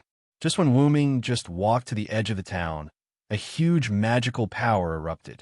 A large amount of black mud, starting from the center of the town, continued to rotate and expand like a storm of death, slowly sweeping the town. Wu-ming sensed that the magicians in the town were basically dead in this storm of death. At the same time, the barrier was also broken. At that moment, a strange power covered Wu-ming. Wu-ming looked in a certain direction with some surprise. Contract. Wu-ming frowned, then began to move quickly in the air. Several Lune runes representing suppression appeared, and with a lot of magical power from Wu-ming, a large number of Lune runes instantly covered the storm of death. In an instant, the black mud was suppressed and formed a black sphere. Black hole. As the spell was chanted, a hole similar to a black hole in the universe appeared, instantly sucking the black mud sphere and crushing it. Black hole was a new skill that Wu-ming learned from the uninscribed book when he left Nasaric. Because the uninscribed book was a magic book in Yggdrasil, World Tree. Although it was spread to the other world where Nazaric's underground tomb was located at that time, it also included Yggdrasil, World Tree, magic. No, it should be said that the magic of that other world and Yggdrasil's magic were the same system, so they could be used together. After all, the magic of Yggdrasil, World Tree, could be casually displayed. Wu-ming preferred to use the magic of Yggdrasil, World Tree, or rather, magic. But Lune magic had an extraordinary effect at certain times, just like the Lune rune combination used to suppress the black mud. Although Yggdrasil's magic was convenient, it was a game after all. Although there was the concept of seal, there was relatively little about this kind of magic. Moreover, this kind of seal represented invincibility and couldn't be attacked in the game. Wu-ming's purpose was to destroy the black mud. Naturally, it was impossible to use Yggdrasil's seal skill. That was also the drawback of Yggdrasil's transformation into reality. Seeing that the people who fled in panic had settled down, Wu-ming used rune magic to cast a diversion magic that could make pedestrians ignore his line of sight. Then, when the police set up obstacles to block him, he walked into the inverted semicircular hole destroyed by the black mud. Because Wu-ming was just contracted by someone. Moreover, Wu-ming felt the essence of the mysterious power, which was the wish-granting machine in the hand of his main body, the Holy Grail. After passing through a forest, Wu-ming saw a broken cabin on the edge of the big hole. There was also a little girl of 5 or 6 years old in the cabin. Wu-ming frowned a little. First, because his master was such a young child. Although he didn't know why he was contracted, it was too cruel to let such a young child participate in the Holy Grail War. Second, because Wu-ming saw that the little girl didn't have a smile on her face. No, it should be expressionless, like a puppet. I hope she's not a sacrifice of some magician family, Wu-ming thought to himself. At that moment, half of the cabin had been destroyed. Even if Wu-ming's clairvoyant skill was useless, Wu-ming knew that the cabin could collapse in an instant. At that moment, a little boy who looked to be about 11 or 12 years old ran over from the forest. But the little boy's mind seemed to be still immersed in the big hole in front of him that had a large piece dug out. Perhaps it was because of Wu-ming, the guy in strange clothes. The little boy quickly looked at Wu-ming. Gotcha. However, at that moment, the cabin seemed to have reached its limit. With a gotcha, it began to collapse. The little boy also saw the little girl in the cabin, but because he was focused on Wu-ming just now, the little boy didn't react in time. At that moment, the cabin had begun to collapse. Danger! The little boy yelled and ran to the cabin. But the little boy's speed was still too slow, and there was no time for him to run over. High-order transmission. At that moment, with a spell, Wu-ming instantly appeared beside the little girl. The little girl seemed to have just reacted. She tilted her head and unconsciously opened her mouth as she stared blankly at Wu-ming. Wu-ming instantly picked up the little girl, chanted the spell again, and appeared in the same place. At that moment, the cabin completely collapsed, and the little boy who was running to the cabin also stopped. "Is this magic?" the little boy said with some surprise. Wu-ming glanced at the little boy with a smile, then smiled at the little girl in his arms and said, "Are you okay, master?" The little girl looked at Wu-ming with some doubts. She didn't seem to understand the word master. Then she shook her head and said, "Other than my mother, this is the first time someone hugged me." Wu-ming smiled. Even if the little girl was a victim of the magician family, she was a pure child who was not contaminated by the magician. "So how about this hug?" Wu-ming asked the little girl with a gentle smile. The little girl grabbed Wu-ming's clothes, rubbed it, and said after a while, "It's very warm." Wu-ming's smile was even brighter, touched the little girl's head, and said, "So, how about sleeping for a while?" Wu-ming began to release his sacred aura. The little girl looked at Wu-ming, nodded her head, lay in Wu-ming's arms, and began to sleep. From the perspective of the little boy next to him, the big brother in front of him was exuding a faint golden halo, and the little boy was also affected by this halo. At this moment, he felt sleepy. Wu-ming's caster-level skill, Sacred Aura, was not simply the ability to bewitch people. He also had this similar effect to warm the atmosphere, make people sleepy, act as a heat source, dispel evil, repair, and other similar effects. At this moment, Wu-ming was using the warm effect to make people sleepy, and the golden halo was because Wu-ming didn't deliberately hide it. After all, the little boy in front of him knew magic, and he also saw a series of miraculous actions, so there was no need to hide it all. For the sake of the little boy who knew how to help others, Wu-ming had a good impression of him. At this moment, an uncle who was about 30 years old rushed to the little boy at an unimaginable speed, grabbed him, and then began to retreat at a speed that ordinary people couldn't reach. However, that was a speed that ordinary people couldn't reach. It was simply a joke for a servant, a heroic spirit's clone. In prison, Wu-ming used a very common restriction magic in Yggdrasil. He easily froze the uncle's body. Then, "Can you explain me what's going on? This is Mr. Magician."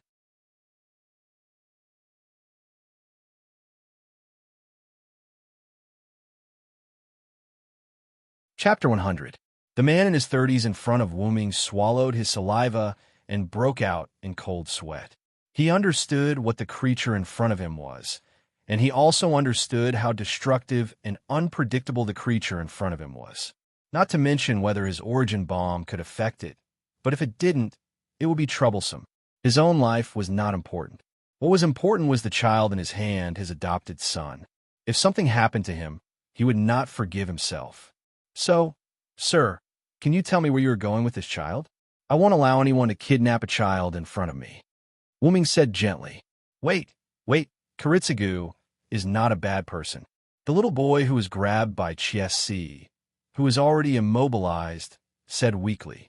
No matter what, the little boy also knew the existence of magic. For the situation that happened at this moment, the little boy was not very worried. After hearing the little boy's words, Wu-ming instantly understood. The man who was immobilized by him should be with the little boy. The man should know the identity of Wu-ming, or the creature called servant. "I see. Then how many Holy Grail wars is it now?" Wu-ming said gently. "The 4th Holy Grail war, but it's over." The man looked at Wu-ming cautiously and suspiciously. Wu-ming also knew what he was wondering. The Holy Grail war was over, but his servant still existed, so he had to be cautious. "So that's how it is. I was too rash. I apologize to all of you here," Wu-ming said, and lifted the immobilizing spell on the man. The man breathed a sigh of relief, then looked at Wu-ming and the little girl in his arms, and then took the little boy to the remaining house near the big hole. It seemed that he wanted to collect information. Wu-ming didn't care about the impolite man. Wu-ming pointed on the ground, and a simple house appeared there. Because Wu-ming had the power provided by Yggdrasil Baba, he could slightly control the wood element.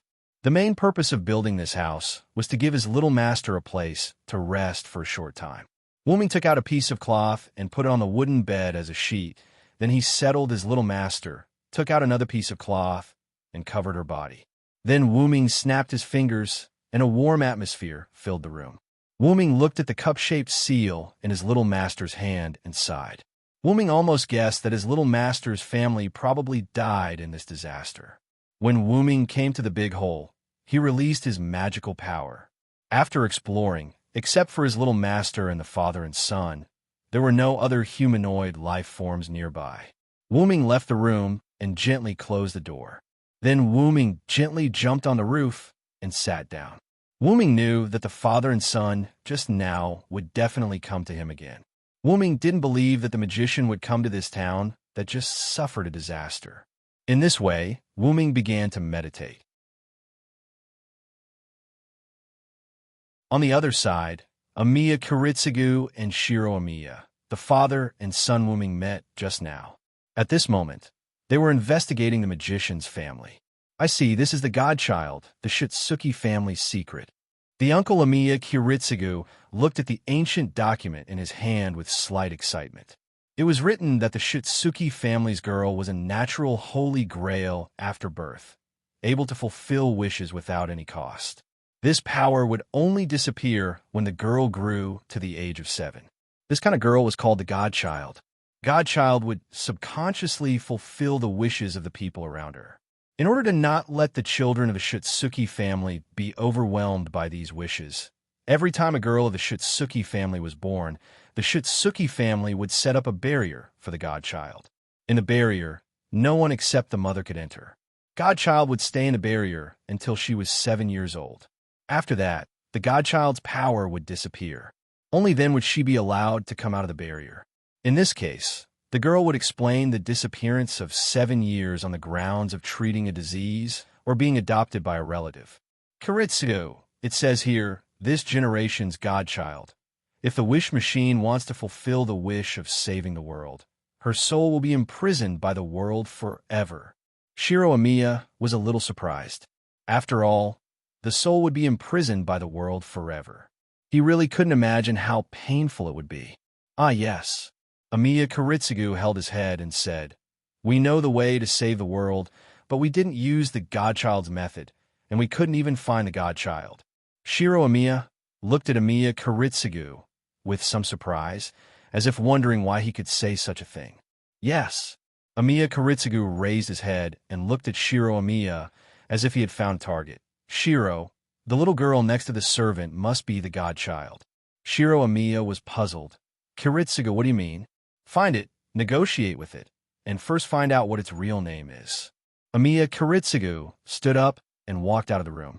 Shiro Amiya also put down the book and quickly ran out. Remember, Shiro, the servant is a degraded version of the heroic spirit. Every heroic spirit was once a hero. The so-called hero is the kind of guy who has no feelings of ordinary people.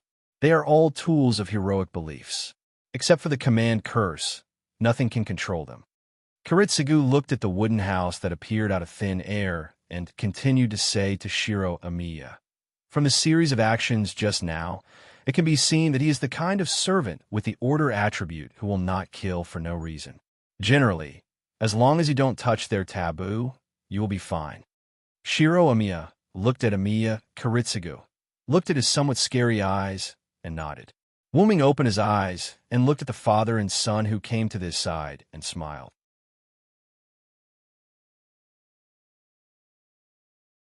Then, Wuming, Amiya Kiritsugu, and Shiro Amiya exchanged names.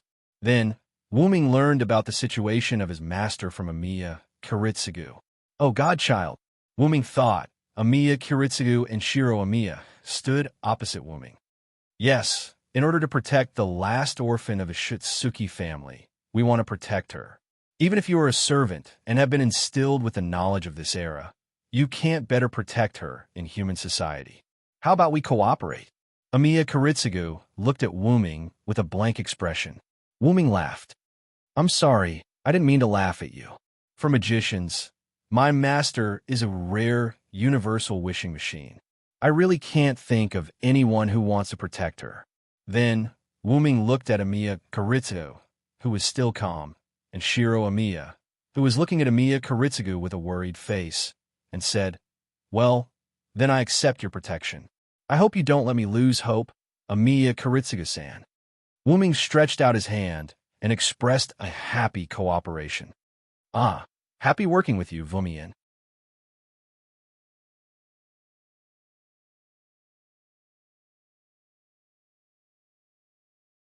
Chapter 101. Later, Wuming hugged the sleeping Shitsuki Meiyu and followed Amiya Kiritsugu and Shiro Amiya to Amiya Kiritsugu's residence in the city's Winterwood. Late at night, a car stopped in front of a house. Wuming hugged the sleeping Meiyu and got out of the car. After Amiya Kiritsugu and Shiro Amiya got out of the car, Amiya Kiritsugu carried the few remaining books found in the Shitsuki family and told Shiro Amiya, "Shiro, go and prepare a room for Mr. Wuming and Shitsuki Meiyu." Shitsuki Meiyu was the name written on the record found by Amiya Kiritsugu in the collapsed cabin. There was no doubt that it was the name of the little girl in Wuming's arms. "I don't need it." Wuming stopped Shiro Amiya, who was about to prepare a room, and continued, "Help me prepare a room for my little master." "I don't need it." Shiro Amiya looked at Amiya Kiritsugu and then nodded, "I understand. Then, I will go in first, Mr. Amiya." After that, regardless of Amiya Kiritsugu's opinion, he walked in with Meiyu in his arms. Amiya Kiritsugu didn't care about Wuming's behavior. In his opinion, servants were tools.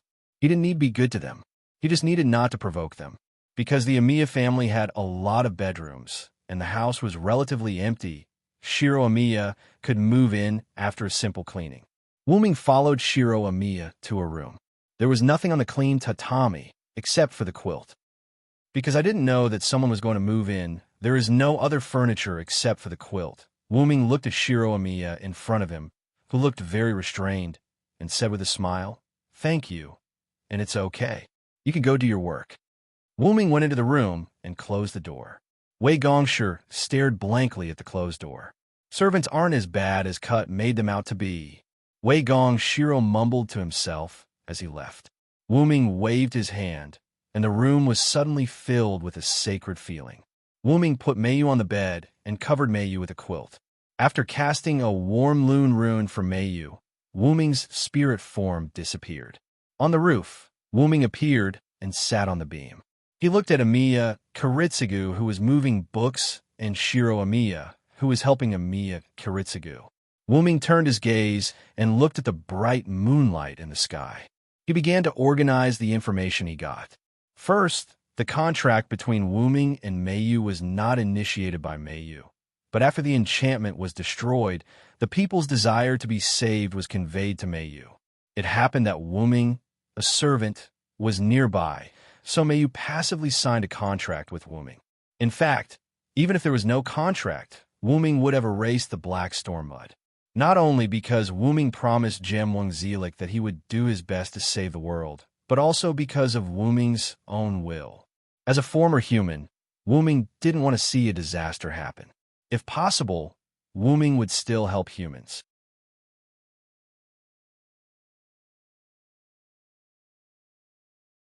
And Wuming didn't play any word games. Whether it was to protect the world, or save the world, Wuming would do it. Second, the Fourth Holy Grail War in this world ended not long ago. According to Amiya Kiritsugu, the Fourth Holy Grail War had ended almost 5 years ago. Amiya Kiritsugu was not a participant in the Fourth Holy Grail War, but Amiya Kiritsugu was a good friend of one of the masters. According to Amiya Kiritsugu, 2 of the 3 masters who held the Holy Grail War had died, including his good friend. At the end of the Fourth Holy Grail War, the Winterwood, which was located at the place where the Holy Grail War was held, suffered a large-scale destruction. Shiro Amiya was Amiya Kiritsugu's adopted son in that war. Moreover, this world had been prophesied that humans would eventually be destroyed. Destruction, will it be because of this world? Is my little master the human who has many connections with the heroic spirits? Wuming thought. After thinking for a moment, Wuming shook his head, and his spirit form disappeared. Just like that, Wu Ming's first night in this world passed. The next morning, before dawn, the people of Winterwood City were still asleep. Wu Ming appeared in the courtyard in his spirit form and stretched. Sure enough, the body that is used to sleep is not adapted to the body in spirit form. That's right, Wu Ming was not dead after all. He was a different kind of heroic spirit. In addition, Wu Ming had lived a normal human life in France. In other words, every night, Wu Ming would go to bed and sleep. Although Wu Ming could not sleep as a servant, it was a bit difficult for a servant who was used to sleeping. Therefore, Wu Ming directly removed his spirit form. Let's go and prepare Master's toiletries first. She probably hasn't woken up yet. With that, Wu Ming walked out of the Amiya mansion. A moment later, Wu Ming came back with a series of toiletries for young girls. Wu Ming walked to the door of the room that Shiro Amiya prepared for Meiyu and stopped. It seems that children of this age can't take care of themselves. As he said that, Wu Ming walked in another direction. A moment later, Wu Ming came back with a basin of hot water and a wet towel. Knock, knock. Wu Ming knocked on the door, then pushed the door open and walked in. In this room, full of sacred atmosphere, Meiyu sat on the bed, the lower half of her body covered with a quilt. Because Meiyu fell asleep after meeting Wu Ming, Meiyu's clothes were still the same as before. It was a gorgeous dress similar to a witch's costume, and Meiyu had a flower-shaped hair ornament on her head. Masked, looking at that expressionless face and cold red eyes, Wu Ming felt a tinge of heartache. Meiyu, why are you awake so early? With that, Wu Ming walked slowly to Meiyu's side, squatted down, put the things in his hands aside, and looked at Meiyu. Children shouldn't wake up so early. You need to sleep well. Wu Ming patted Meiyu's head. Meiyu's face showed a hint of confusion, as if she was wondering why he patted her head. I couldn't sleep, so I woke up, Meiyu said after a while. Wu Ming smiled sweetly at Meiyu. Is that so? Then let's wash up. Then, with Wu Ming's help, Meiyu successfully finished washing up. Then, Wu Ming brought Meiyu to the edge outside. Meiyu, sit here for a while. I'll prepare food for you. Meiyu looked at the edge made of wooden planks, then looked at Wu Ming and nodded. Meiyu hugged a cloth ball and sat down steadily. Wu Ming then started to go to the Amiya family's kitchen. But at this moment, Wu Ming stopped and looked back at Meiyu. Wu Ming found that Meiyu was just sitting there in a daze. Wu Ming frowned, and then a loon rune appeared in the air, and a few cute little fairies appeared beside Wu Ming. This was a loon magic to summon a familiar. Then, the little fairies flew to Meiyu's side. Meiyu looked at the little fairies in surprise, then looked at Wu Ming. In response, Wu Ming only smiled. Then, he left the room and went to the kitchen. Seeing Wu Ming's back disappear around the corner, Meiyu turned her gaze and looked curiously at the cute little fairies, and the corner of her mouth curved up slightly. You're tuning into the Romance Rendezvous YouTube channel.